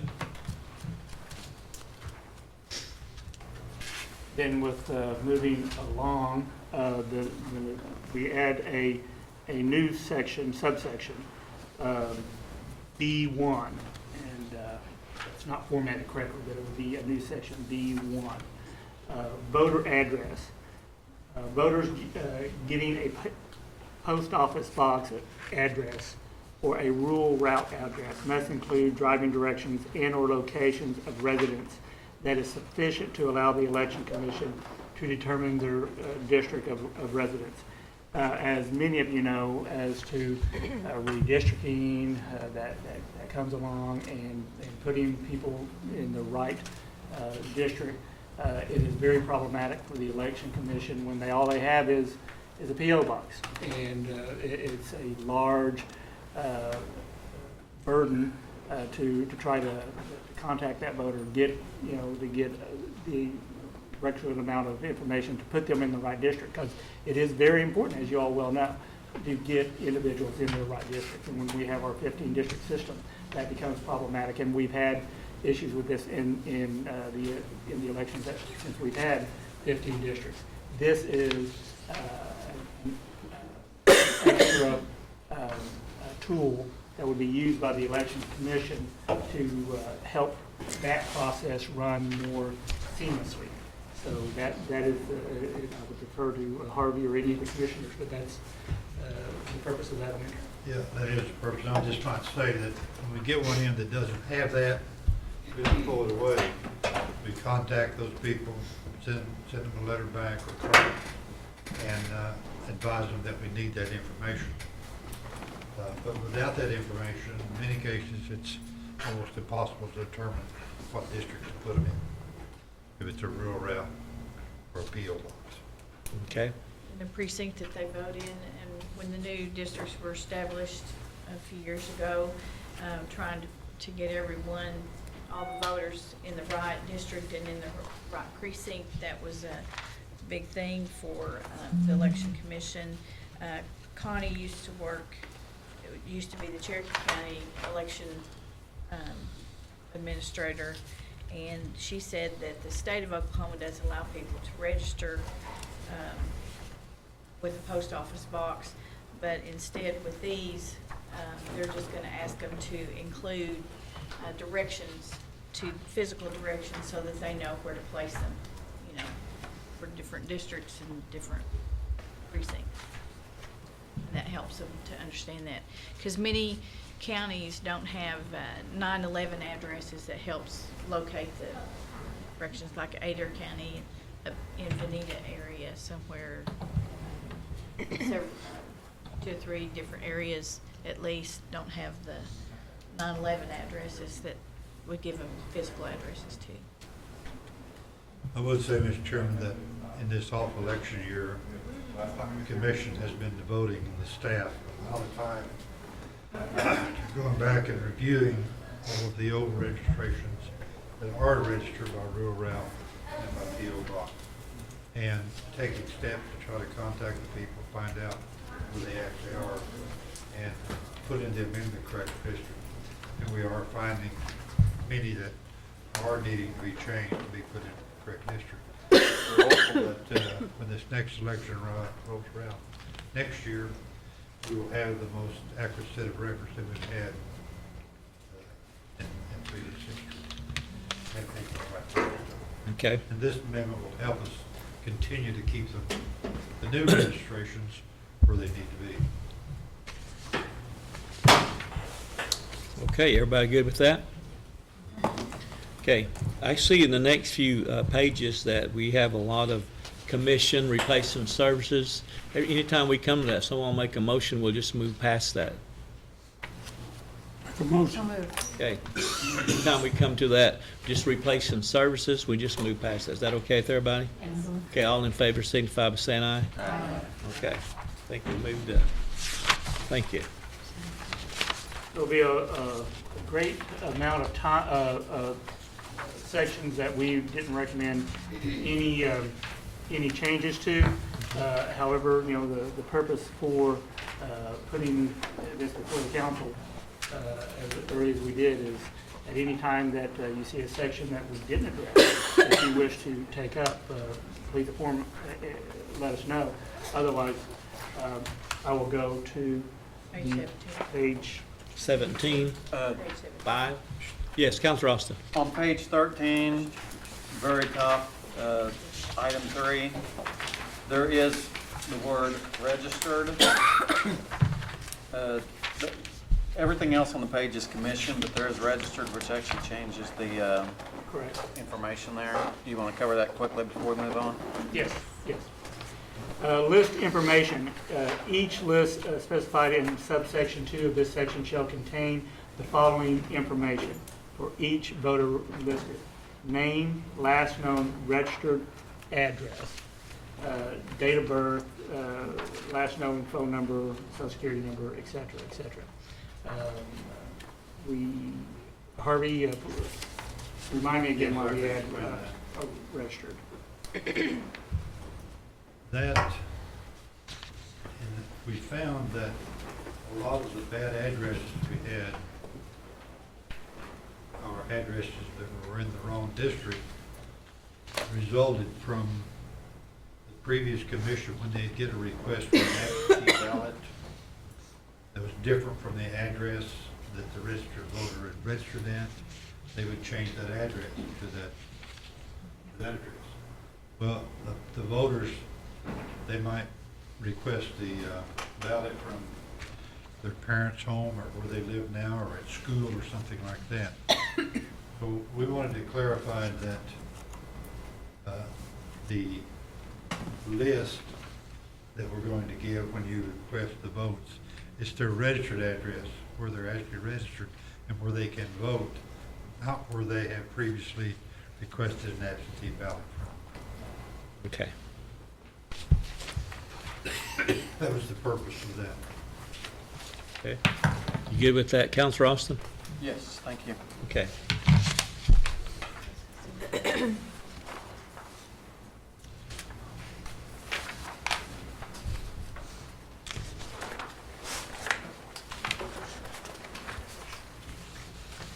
Mr. Chairman, Yes, Counselor Lay. it looks like we go to 17 for some more changes there, but I think page 16 may need, I'm not sure, but let me ask General, do we need to stop there and filing of candidacy dates? We discussed that earlier.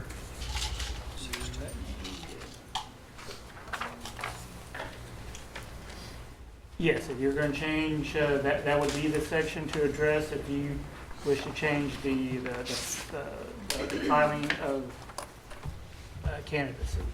Let me get to that section. It's section 36. And so what, somebody remind me, what date can you accept donations again? Under the law, it would be 6 months prior to the date of file. 6 months Filing or prior. election? Election, excuse me. 6 months prior to the, to the election. That's usually in December sometime. December, right. But we're gonna change the election date here, those will change. I think the proposal here is to change the election to the 1st of June. First Saturday, So- first Saturday in June. Make it still, make it like the last week of December. And what First several, part of December. what several of us have trying to get at is to have the filing of candidate and the acceptance of funding at the same day. And that would put everybody in line back there on page, what was it, 3? Todd, I think, is that right? Yes. That would put us all in line to where we knew where we were. Page 2, maybe. Page 2. If we did that, that's going to put us all in line to know when you're a candidate, when you can accept funding, and those two times and things come together and coalesce at that moment, and you are a candidate. And I think that's what Curtis had talked about. I know that's what David's been talking about. That's what I mentioned. And I'd like a discussion on that, or I can just make a motion, Mr. Chairman. Any discussion on that?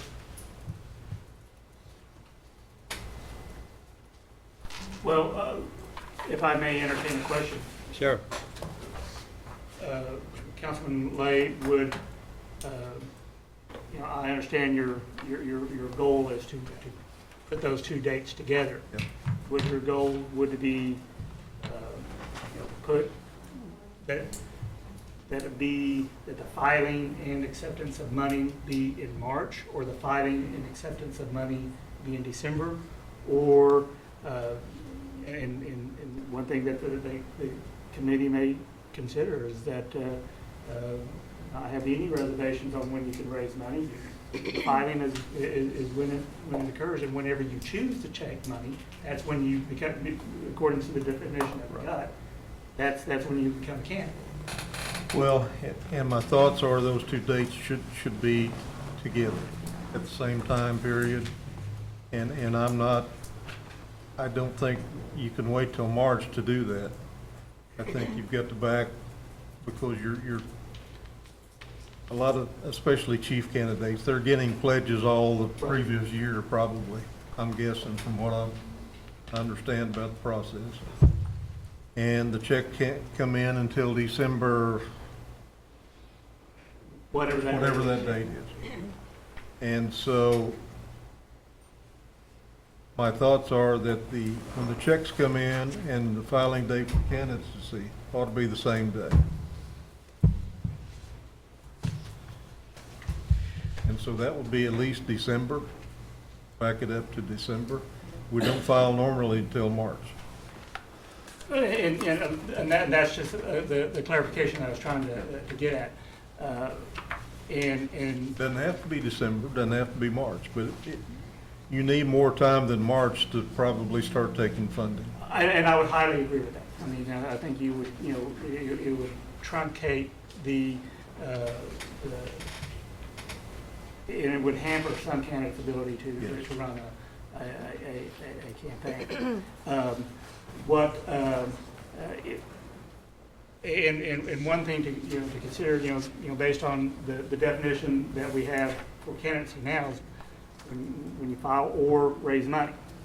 Okay, so we could just say there is no time when you can raise money. You just raise money when you choose to, and when you choose to raise money, you become a candidate. Wow.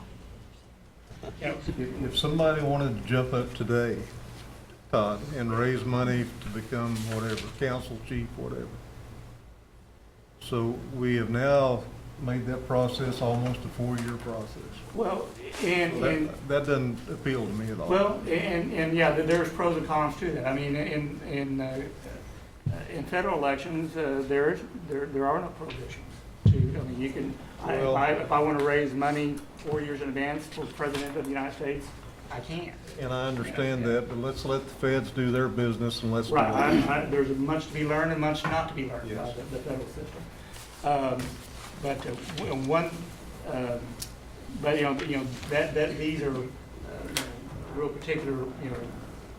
I guess what we need is kind of have a line of where we're going. Okay. And so we understand from Mr. Lay that, and I would agree with him that March is way too late in the game to do that. Now, should it be sometime later, when, how far back before the election date would you want the filing date to be?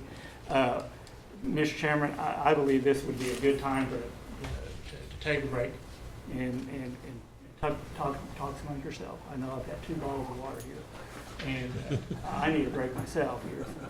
We've been going now at it for a little over 2 hours. 2 hours. Also, Yeah. and Well, I just- talked to the recorder here, and I said, should we be moving forward? Or, Councilor Lay, we can pass this and come back to it, because these others, there's very little on the next 5 to 7 pages. We could go to 11:30 if you want to come back to that. It doesn't address candidacy, and it doesn't disrupt anything you're proposing if you're willing to do that. and we can break at 11:30. Yes? Mr. Speaker, also, page 20, section 44 has it's 44A, has the period of acceptance of campaign contributions. The election date is going to be changed, and it says 6 months. So if you all want to look at that too, I just want to let you know where that provision was if you're going to be talking What about. was the election date change again? It'll be the first, election day in this election code amendment will be the first Saturday in June What page instead is of the that? last Saturday in June. What page is that on? Good. I'll have to look that up too, I don't remember it.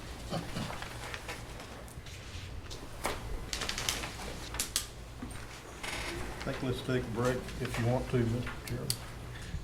You guys ready to take a break? We're ready. Okay.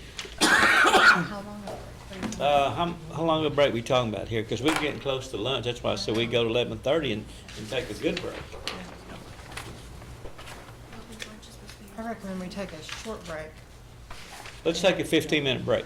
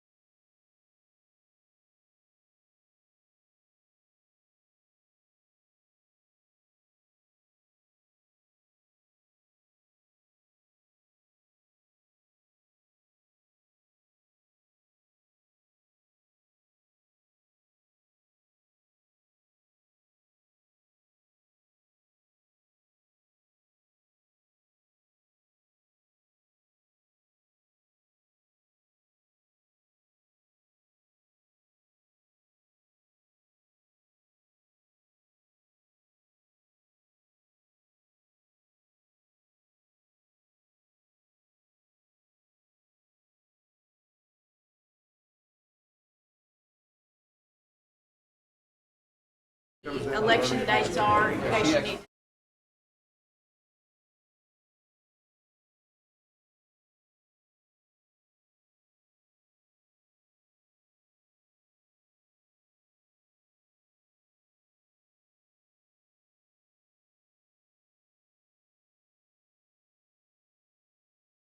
You want to say a few words, or are you good? Okay.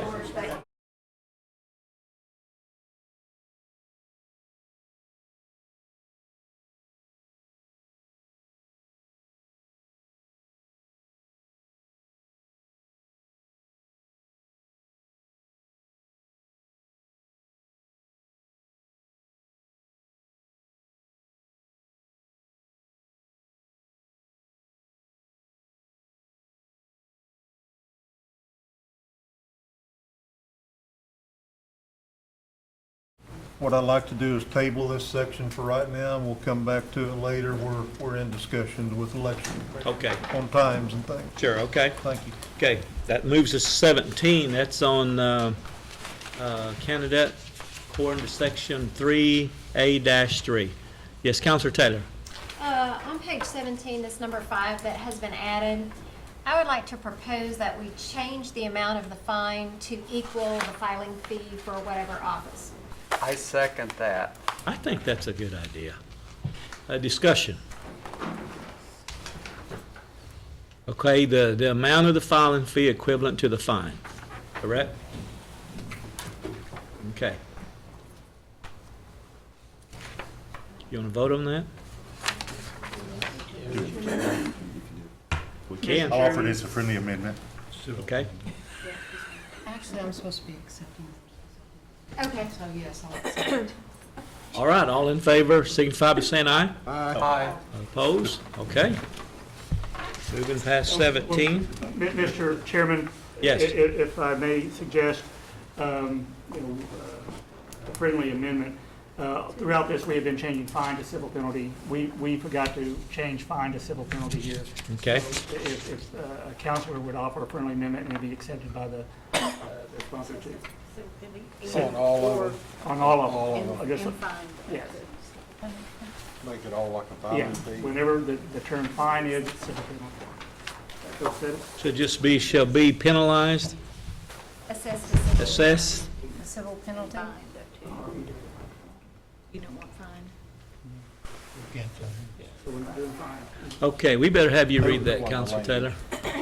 Should be assessed as civil penalty. Assessed, Okay, it would be- assessed. I'm sorry, I've already moved on. I thought we were done with that. Person who has become a candidate according to section 3A3 of this title and fails to actually file as a candidate for office shall be assessed a civil penalty equal to the filing fee of that office. Okay. All right, everybody good with that? You'll leave unless, And then Yes, unless, I will, I'm sorry, unless said fine is waived by the election and that commission fine for will good be cause. penalty. Yes. unless said, Yeah, you've got twice in. Civil penalty, yes, so we'll change it to civil penalty both places. Is Okay, that okay? that's good. Sponsor? Got it. I agree. Okay. All right, moving on. The next substantive provision will be section 41. Campaign contribution. Contributions. 41A, campaign contribution means a contribution in money or services to a candidate or political committee that is offered or given with the intent that it be used in connection with a campaign for elective office or on behalf of a ballot measure. Whether a contribution is made before, during, or after an election does not affect its status as to a campaign contribution. New language would be, a candidate that withdraws from an election or fails to file must report their contributions. Any excess contributions beyond expenses must be forwarded to the election commission. Okay, discussion. Counselor Baker. On the sheet in the back, it also has or return to contributors. Yes. that was an alternative the commission recommended. Well, I make a motion that that be added to that. Okay, so it'd be forwarded to election commission and or just Or. delete? Or return to contributors. Okay, is that okay?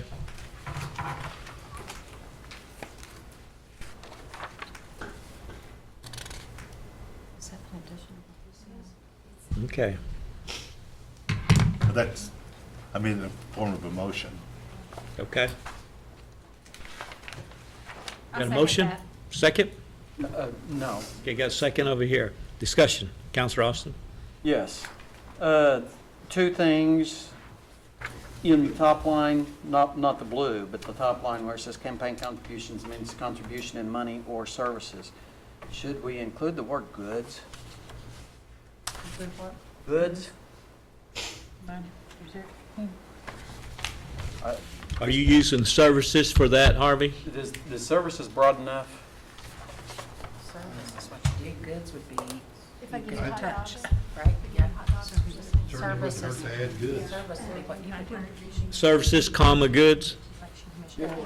Money, goods, or services is how I would put that. Money, goods, or services. Okay. Everybody okay with that? And then at the conclusion here, any candidate that withdraws from an election or fails to file must report their contributions, and any excess contributions beyond expenses must be forwarded to the Election Commission, but we don't say when. When do they have to do it? Within 6 months, within a month, within the next 10 years? If you're a contributor, probably ASAP. Do you see my point, though? Right. Yeah. We can add the language by the end of the election period, because we earlier defined what an election period is to include all challenges, et cetera. And so we set that, we defined that, so we could say a candidate that withdraws from an election or fails to file must report their contributions. Any excess contributions beyond expenses must be forwarded to the Election Commission or returned to the contributors by the end of the applicable election period. I'm comfortable with that, thank you. By the end of election period? Yeah. Okay. The applicable election period. And I will accept that as a friendly amendment to my motion. Okay. Do I need to accept? Yeah. And then she needs to accept? Yes. Well, no, not unless you're going to accept it overall, and we don't have to vote on it. Now, if you want to do that, that's fine too. Then I'll offer it as a friendly amendment. Yes, I said that. Okay, thank you. So we're taking it as good? It's, or return to contributors by the end of the applicable Election cycle. Yeah. election cycle. It's the words that we're adding. Okay. You accept goods too, right? Yes, we accept the Election goods. period. No, Keith can ask for that as a friend if you want. Okay. Are we good with that? All right. Moving along, Mr. AG. Did we change services to goods or add goods? Goods and services. I need to know if goods is in or out.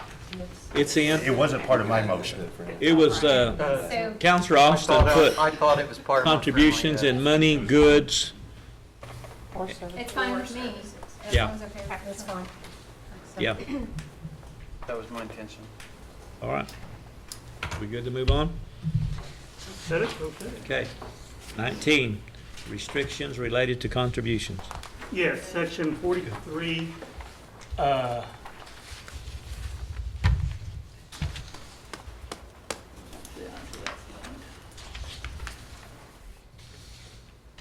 contributors limited, pardon me, you can assess whatever civil penalty that you We're going to add that in a minute.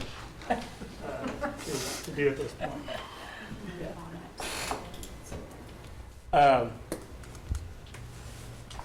Restrictions related to contributions. A contribution is limited to individual natural persons. Contributions may only be made by individual natural persons. No corporation, partnership, and/or any other legal entity shall be contributed to any Cherokee Nation campaign or candidate. The new language would be provided that contributions may be made by limited liability companies or partnerships when the contributions are attributed only to individual natural persons, members, only individual natural person members of the limited liability company or partnership. And this is an instance where the election commission and candidates People often have, their assets tied up in LLCs and partnerships, and the idea of the law is that only individuals get, or contribute. We don't want corporate donations, and there's a good public policy behind that. But on limited liability companies, when you have individual members, which you often do, if that is attributed to an individual member, that would be allowed, because you are still abiding by the underlying policy that only natural people, persons, would be able to contribute. And that's the suggestion of the law. Clarification. Yes, Counselor England? Like, one of our limited liability companies can contribute to me if I'm a partner in that company. Is that? Yeah, not when you say "our," not a Cherokee Nation one. No, mine. Yeah, like yours. Our Yes. like I have 3 or 4 of those LLCs. Sure. Yeah, as long it is, let's say, Brand X, a limited liability company, wants to contribute, $1,000 to a council candidate. That check can come from Brand X Limited LLC as long as it's attributed to a member, an individual member of that LLC. Perfect. Is that good? Counselor, is that good? Are we good? Yeah. Okay. Counselor Taylor? I can see him talk, Greg. Yes, I know. I'm not in favor of allowing limited liability companies. I think that just opens the door to, one partner writing a check on the company, the other partner may not be in agree with it. For my opinion, I am in favor of leaving it like it is for natural persons only. Okay, Counselor Late, you have a comment? Yes, sir, thank you. And I think you answered one of my questions. Cherokee Nation has a lot of limited liability companies. That is correct. We're not going to be running against the company till over there, right? Not as long as Or I'm for it, or with it, or whatever? Right. No, it will not be, that would be prohibited on a whole number of other areas. Okay, and when you got an LLC, some of these LLCs are pretty big.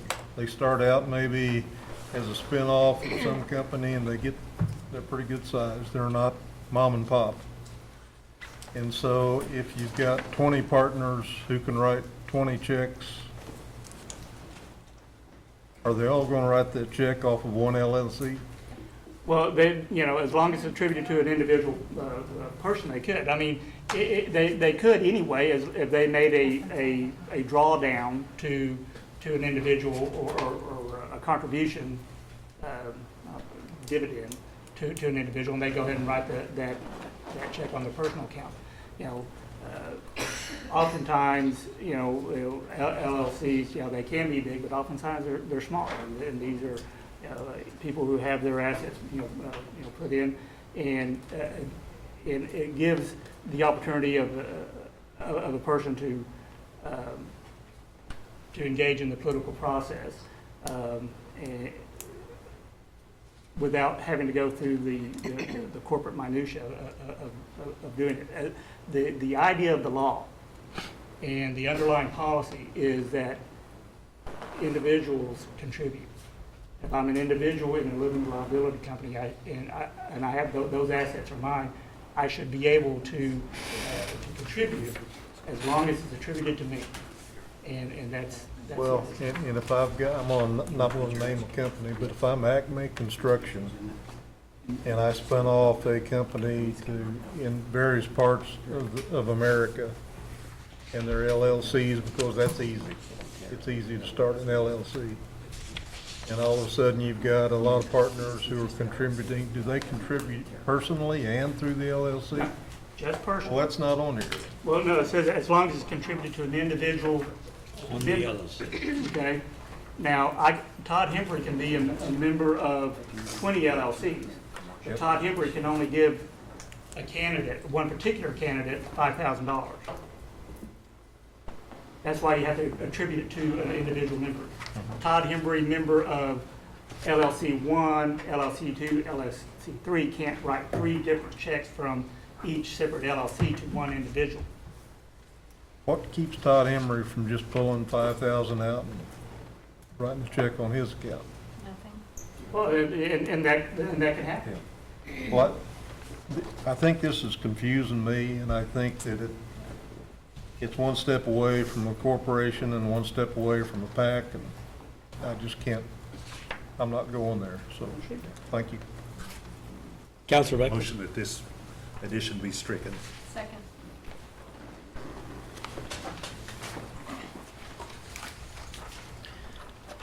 You have a motion and a second. All in favor signify by saying aye. Aye. All opposed? Good. Okay.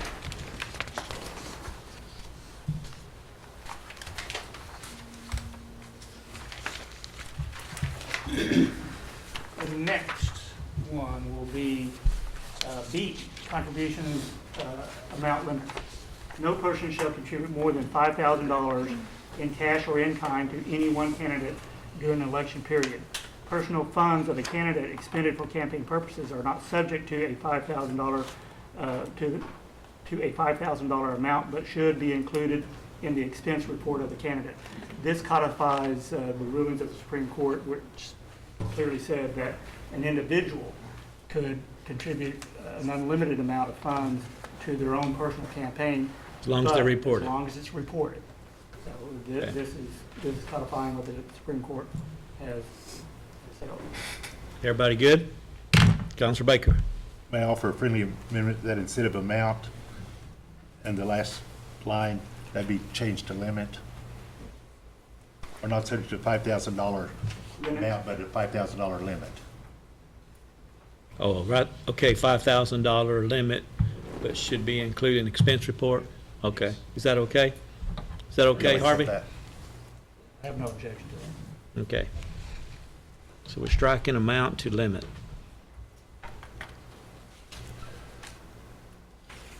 Okay. Next one, contributions on behalf of another. Contributions in name of minor reimbursements. No person shall knowingly make or authorize a campaign contribution or political expenditure in the name or on behalf of another person. And the current law says, unless the other person's name is provided in order for the proper disclosure to be made. Period. And then it continues, no contributions shall be made in the name of a minor. No person shall directly or indirectly reimburse another for a contribution to a candidate. What our recommendation is to take out that caveat, because it really doesn't make any sense. The prohibition is no person shall knowingly make or authorize a campaign contribution or political expenditure in the name or behalf of another person, period. It's extremely, talk about a loophole and confusing, unless someone's name is brought. So we just say that should just be straight.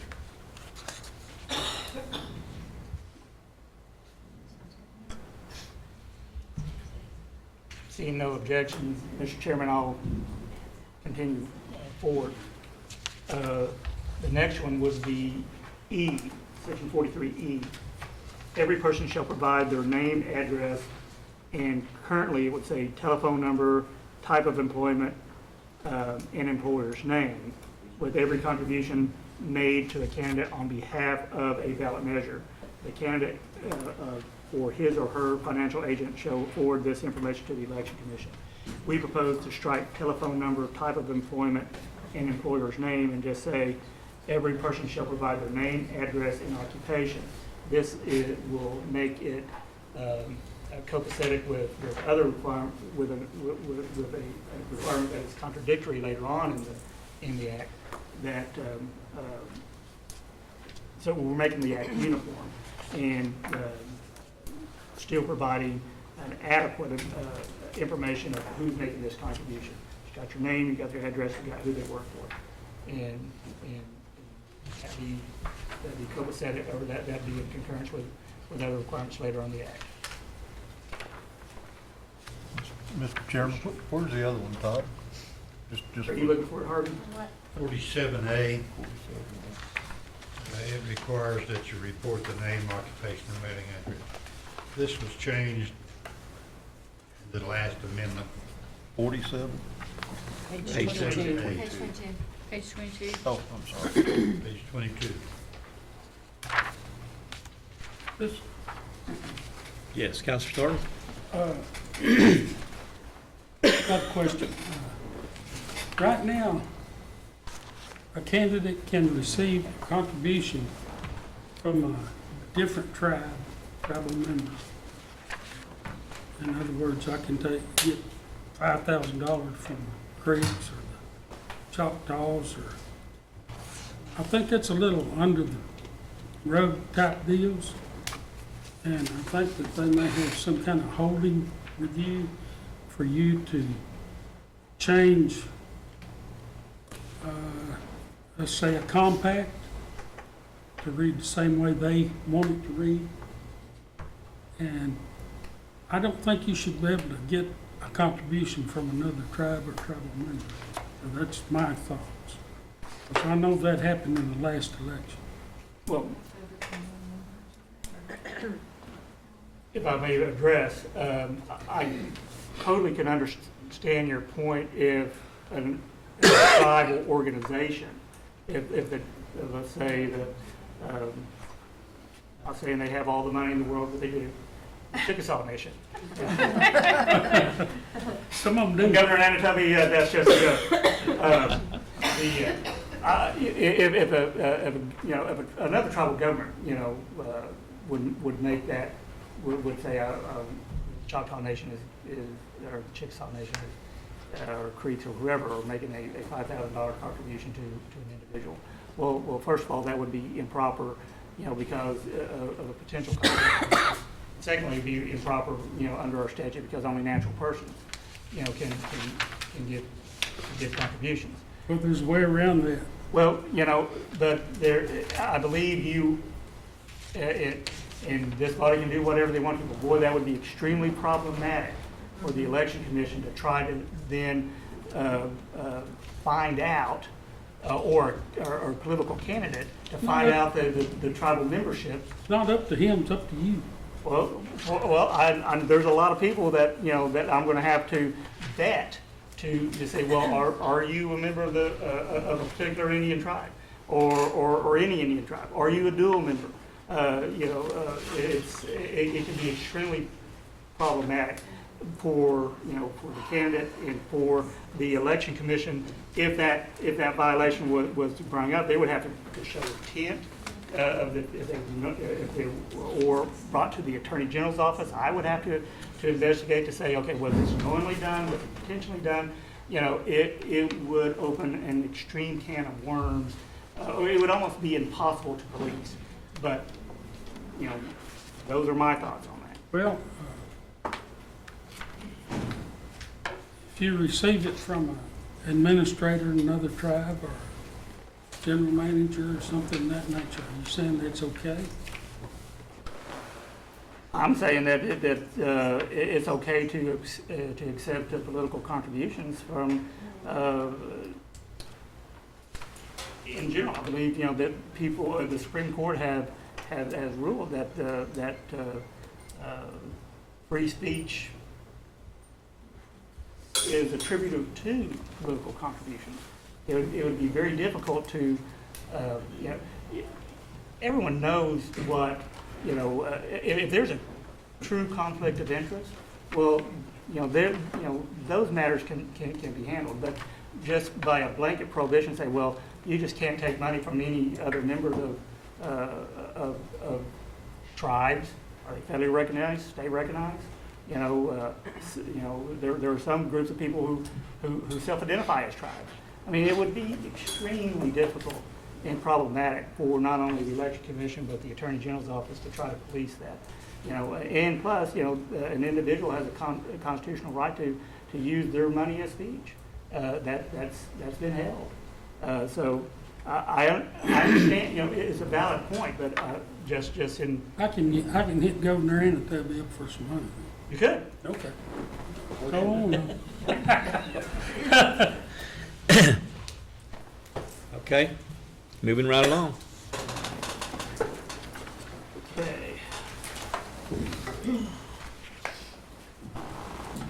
page 20,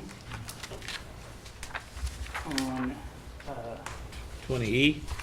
E and F, those are just adding zeros, decimal points. All right. Section 45, 21, civil damages? civil damages, there's some changes. But again, we add the parentheses 6 after the spelling of the word 6, which is just make it uniform and in formatting. We add apostrophes, so that's again Okay. Formatting and correct English language. 22 is good. 22 is good, as previous motion. Page 23, we recommend no changes on page 23. Where is it? It's not in. I can't see it, where is it? 51A. Oh, okay. All right, well, it wasn't a different color, and I agree. my bifocals are not working correct. Yes, that is a significant change. Thank you. That's why I have people who can see. Section 51, page 23. Let me, get it up on the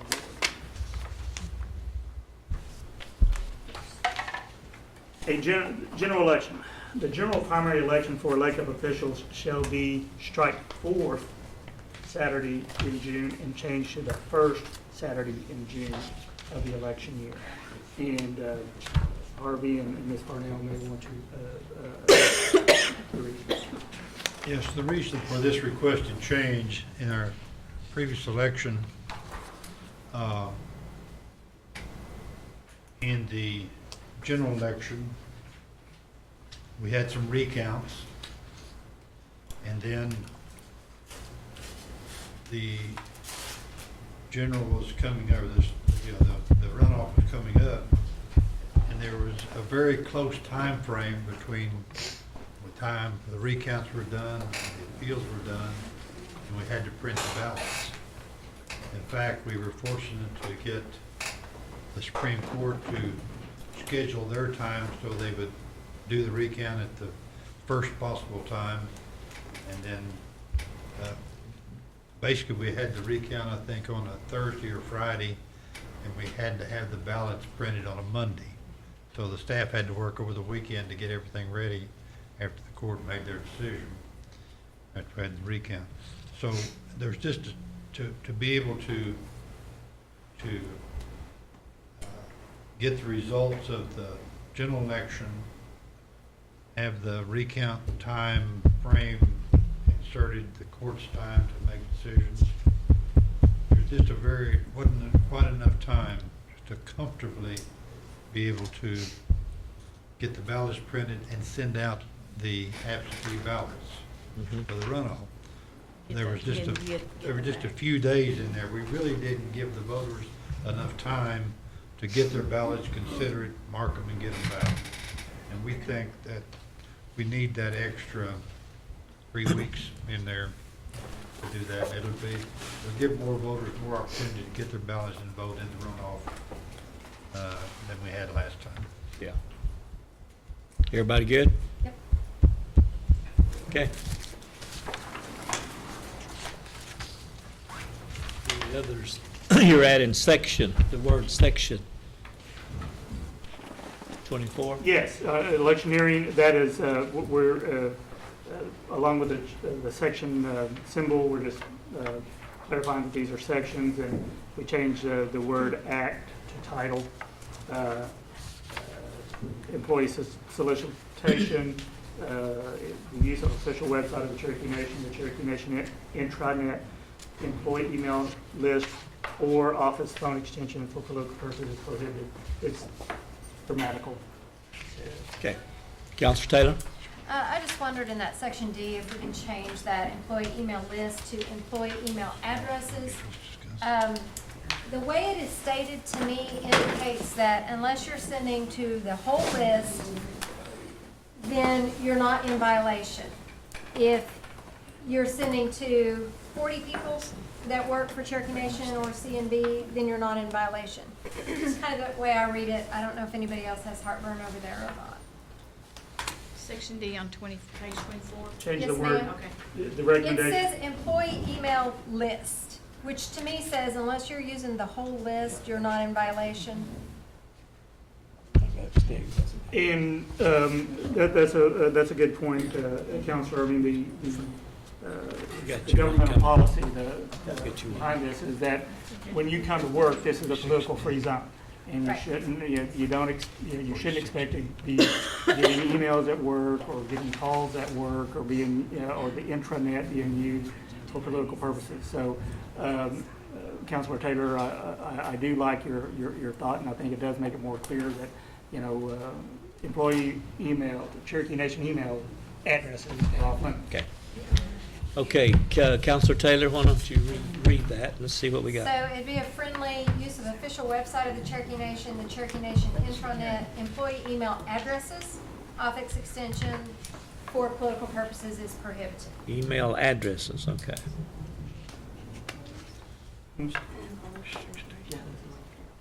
Okay, everybody good with that? Okay. Moving on to the 25.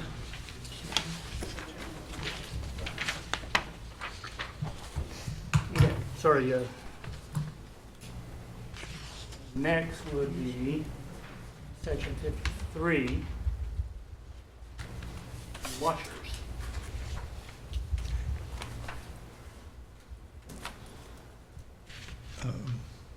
Could we go back to one? Pardon me, oh, did I miss one? Yeah, we have to, it's not on your sheet, it's on the handout sheet. Oh, okay. 46D, page 22.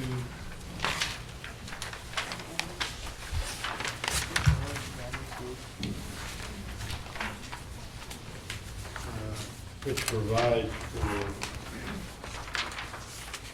copying, inspection and copying of the financial reports.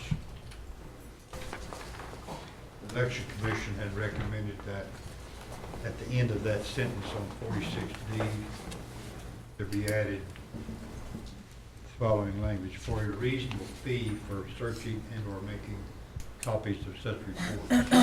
And you have that on that paper that has the red and green. So you can see that language too, if you have that copy.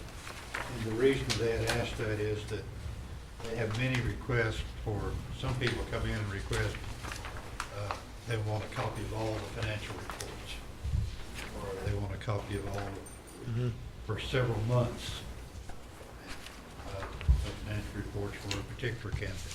And it really takes a lot of time for the staff to do that. So we just wanted to be able to charge a reasonable fee For doing copies. searches and making those copies. Okay, fair enough. Okay, everybody good with that? Yes. Okay. Let's see, now, that's not on your board. Right, that would need to be You need an amendment to yeah, we that. need a part of, It's in our handout, isn't it? but It's not on the board, but it's in our handout. version that they moved and seconded. It's in our handout. Yeah, but it's not in the, But it's not in It's that. not up there, So it'd just be a friendly not amendment. on Yeah. the Should be screen. approved. We can do a friendly. And will the Attorney General's office, once we get all these approved and changed, you all do a final version for the council meeting to be approved? Okay. I'll offer it as a That's what they'll do. friendly amendment to 46D to add for a reasonable fee for searching and or making copies of such reports. Okay, motion, second? Okay, all in favor, signify by saying aye. Okay. Page 25, section 53, Washington.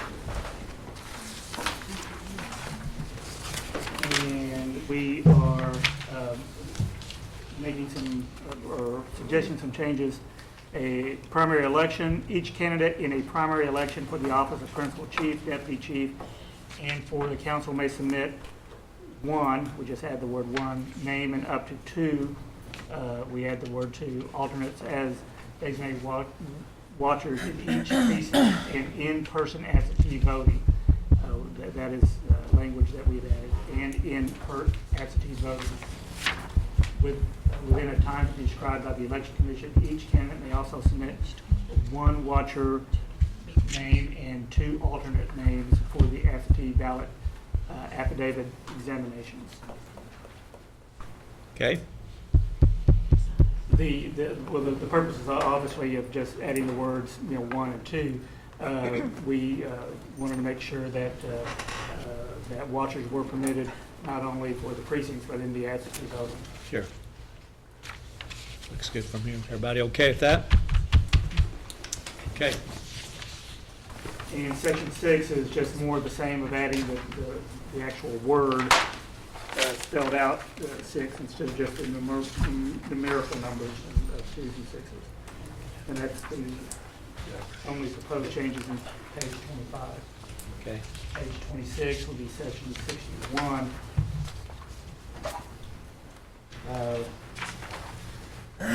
We would propose this goes to precinct locations, and again, this is an attempt to make the act uniform throughout. And Harvey, you might look at that. Asking you. Try to find the other section. Oh, it is. It sets it there.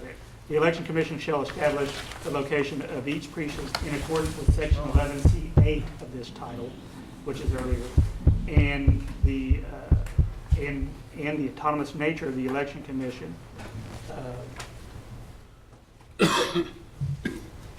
It strike the word subject to approval of the council resolution. The idea of this amendment is to, again, make it uniform with section 11C8, which gives this duty to the election commission. And also we reiterated that under the Constitution, the election commission in the performance of this duty is meant to be a separate, independent, and autonomous body. To be, their idea, their charge is to run these elections without any political influence. And one of those main duties is to set where election precincts are. So we believe that a neutral election commission is the proper body to set the precincts. Set the voting precincts. Okay. Or it wouldn't be autonomous. Okay. Any questions? Questions? I will move along. Section 62, we just changed title to act. That's all the changes in section 20 or page 26. We recommend no changes on pages 27. And let me catch up here. 28. That's the chairman. Yes, Councilor Lay. If I may, on challenge ballots. And so there were no changes on challenge ballots. Were challenge ballots ever counted in the last 2 elections? That should not have been. I know they get counted if they should be. Well, of course, if they're not counted, they're stored, not counted. They're only counted if the court orders you to count. And I don't remember in the last election, there were some challenge ballots that were not counted, that the court decided should be counted. Those were based on districts.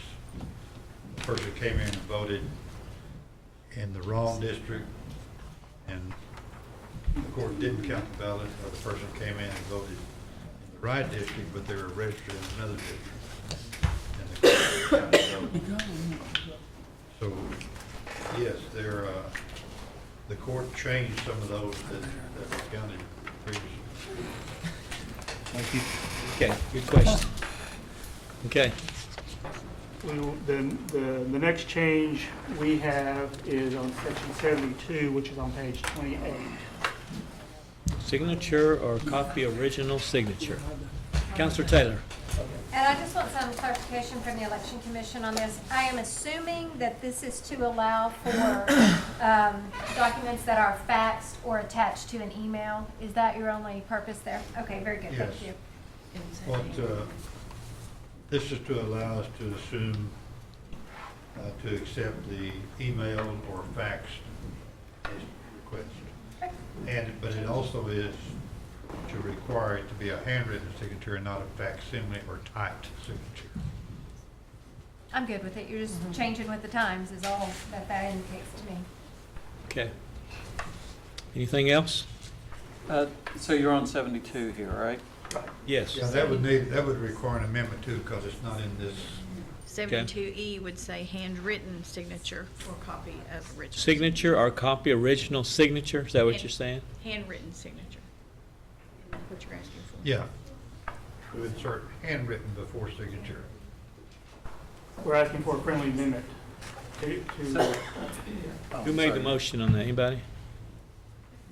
That's just a It was proposed just a change. friendly amendment. Okay. I'll offer a friendly to add handwritten in front of signature under 72E. Okay. So, Thank you, Councilwoman. All right. Everybody good? Okay. The next subject change is section. I'm sorry. Councilor Warren has to. Counselor Austin. Oh, I'm sorry. Austin. On the handwritten, I'm taking it from this that people could handwrite a request without it being on the official form, correct? And it says here that that should include name, date of birth, address, Cherokee Nation citizenship, registration number, and signature. It does not state what election that they are requesting or the date of the request. Is that information that should be on that? I don't think so, because the statutes provide for certain dates that they can be requested. And they have to be requested for that election within those dates. And the election commission, based on the statute, sets those dates that they will accept absentee ballots. So if it's within that day time frame, it has to be for a specific election. They make that request. Is it raining out there? And And the forms that they use have the election. Do you think on you it. could wear his shoes? we're not requiring the Harvey. requester in any way to date this form. The form that we send from the election commission, does it say date after your signature like most things do? So that it actually indicates when it was signed? That's missing on here, on the handwritten. There's nothing indicating what day this was requested to say that this fits within the time frame. Well, the timeframes are when it's received by the commission. Okay, so why do they need it on the form? Why do they need the date on the printed form that they would send somebody? A little bit farther down. Top, section 73 has some time. And they actually can apply for an absentee ballot before filing. So if it's during an election cycle. Okay, so we receive something, we ask them to date it on the form that we send them, but if they handwrite something, it does not require any date on Well, it. That's my, The handwriting is only for the signature itself. A handwritten signature or copy of, or copy of original signature. no, that's not what I'm trying to get to, I don't think. It says the request shall be in writing, preferably on a form prescribed. Ah, okay. And so it's saying that we would prefer you send us this form, but you can just send us a written request. And the written request, on the form, it's going to ask for the date. It's going to actually say what the election you're referring to. But on the handwritten, it's just saying we need your name, date of birth, address, Cherokee Nation citizenship, and signature. It's not signifying that for which election or did you sign this during this election period. On a handwritten, it's based on the date that we receive it. Okay. So if it doesn't have a date on it, it doesn't matter because it has to be received by the election commission office to be valid. And generally, they would, started out, I name and requesting an absentee ballot for this election, put this information signed and dated. And the date is really useful to know when they turn it into us, so they can give us a time frame. I sent this in 3 days ago. It helps us and them, but if they don't have it, it doesn't penalize them in any way. Okay. Does that make sense, council? Yeah, And I see your point. If you I if just it's don't a want to have handwritten something request. conflicting, that's all. Sure, okay. Everybody else good? All right. The form is also stamped when it's received that day. When it comes in, it has that date stamped when it's received. Okay. So we'll have a date on it. All right, we're back to services and commission there at 28, so we're moving to 29. On page 28, section 73, timeline. We changed services to commission, but we've also moved up the timelines for requesting absentee ballots from February to January, and setting the deadline until the third Friday in April. Basically moving the process up a month, and Harvey, you may want to address that. Because it's a difference for the new election date. The election was moved up for a month, basically almost a month, so we felt the request date should be moved.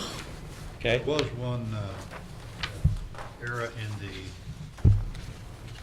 copy that the commission got. I believe it says the request would be for a 2-day period starting on the last Tuesday in May.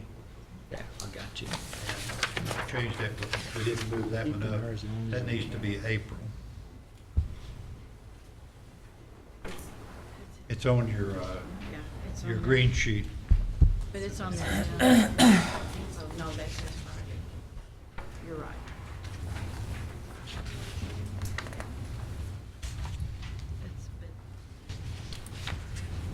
That needs to be changed to Yeah. April. Second last line, instead of May, it should be April. Okay, yeah. That date was just missed when that was typed, but. Change April. What do you want to change to, Harvey? The next to the last line in A, 73A, Yes? where it says last Tuesday in May, that should be last Tuesday in April. Okay. That's the green change on the council's Okay. separate handout. I'll offer a friendly change, May to April. Okay. 73A. We good? Yes. Okay. And then in section B, the only substance changes is by the third Monday of June instead of the last Monday in June.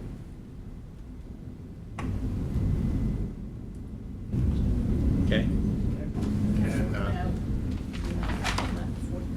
you also have another change there in green on your sheet, on the third line from the bottom where it says last. That should be the 4th. Okay. So that's the fourth Monday in June. Bring the amendment on. Everybody clear on that? I'll offer a friendly Okay. to change it to the 4th on 73B. Okay. Okay. Did you get that, Shelley? Okay, Shelley's doing good. As long as she's doing good, we're doing good.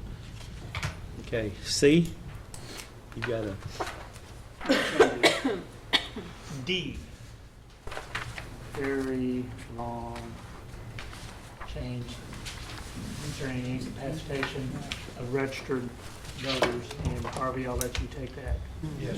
At the last election, we had a person come in and they had been hospitalized just a day or two before the election. They had not requested an absentee ballot. And the commission asked me to research to see if we could take a ballot up to them at the hospital and let them vote. Unfortunately, I did research, and there was no provision in the law for us to do that. So I had to tell them that they couldn't do that. So that person didn't get to vote. Found out that the state of Oklahoma and other states, they have a provision for someone who becomes incapacitated between the time of the election. And so we thought that we should recommend the council consider this amendment so that the election commission would have the authority under proper form, proper documentation, notarization, and doctor's statements, that they could provide a ballot to someone who is hospitalized immediately before the election so that they could vote by absentee ballot. And there's the commission has a form that they prepared, that this is adopted, and it's a request for an emergency incapacitated absentee ballot, and it has to have a sworn statement by a physician that that person is incapacitated and that they became incapacitated after 5 p.m. on Saturday preceding the election. The reason for that time is they could come to the election commission and vote in early absentee voting anytime before 5 p.m. on Saturday, before the election. And if they become absentee become incapacitated after that time, there's no way they can vote because it's too late to come and early vote, it's too late to request an absentee. This would fill that vacuum. Again, we think there are safeguards there to prevent fraud as far as statements by a physician and all that. So that's what that amendment is about. If anyone would like to see this form, have a copy here. I think it's great. Yeah, that's a, that's good on our part to make every way possible for these people to vote. And you're not gonna have too many of these circumstances anyway. May not even have one. Sure. But this did happen last year. We had four in the general election. Okay, so they do occur. All right, everybody good with that one? I think after this one here, we're gonna take a short break, because if everybody's good with this. If not, we'll go on and, There's one yeah, other let's thing. keep going. Oh, yeah, in that section D there, Yes. at the end of the second sentence, I think that there should be an "and" added there, preceding election, and is unable to vote After election, after election. Second sentence. and is unable to vote. Yeah. Okay, you got that, Shelley? Second sentence?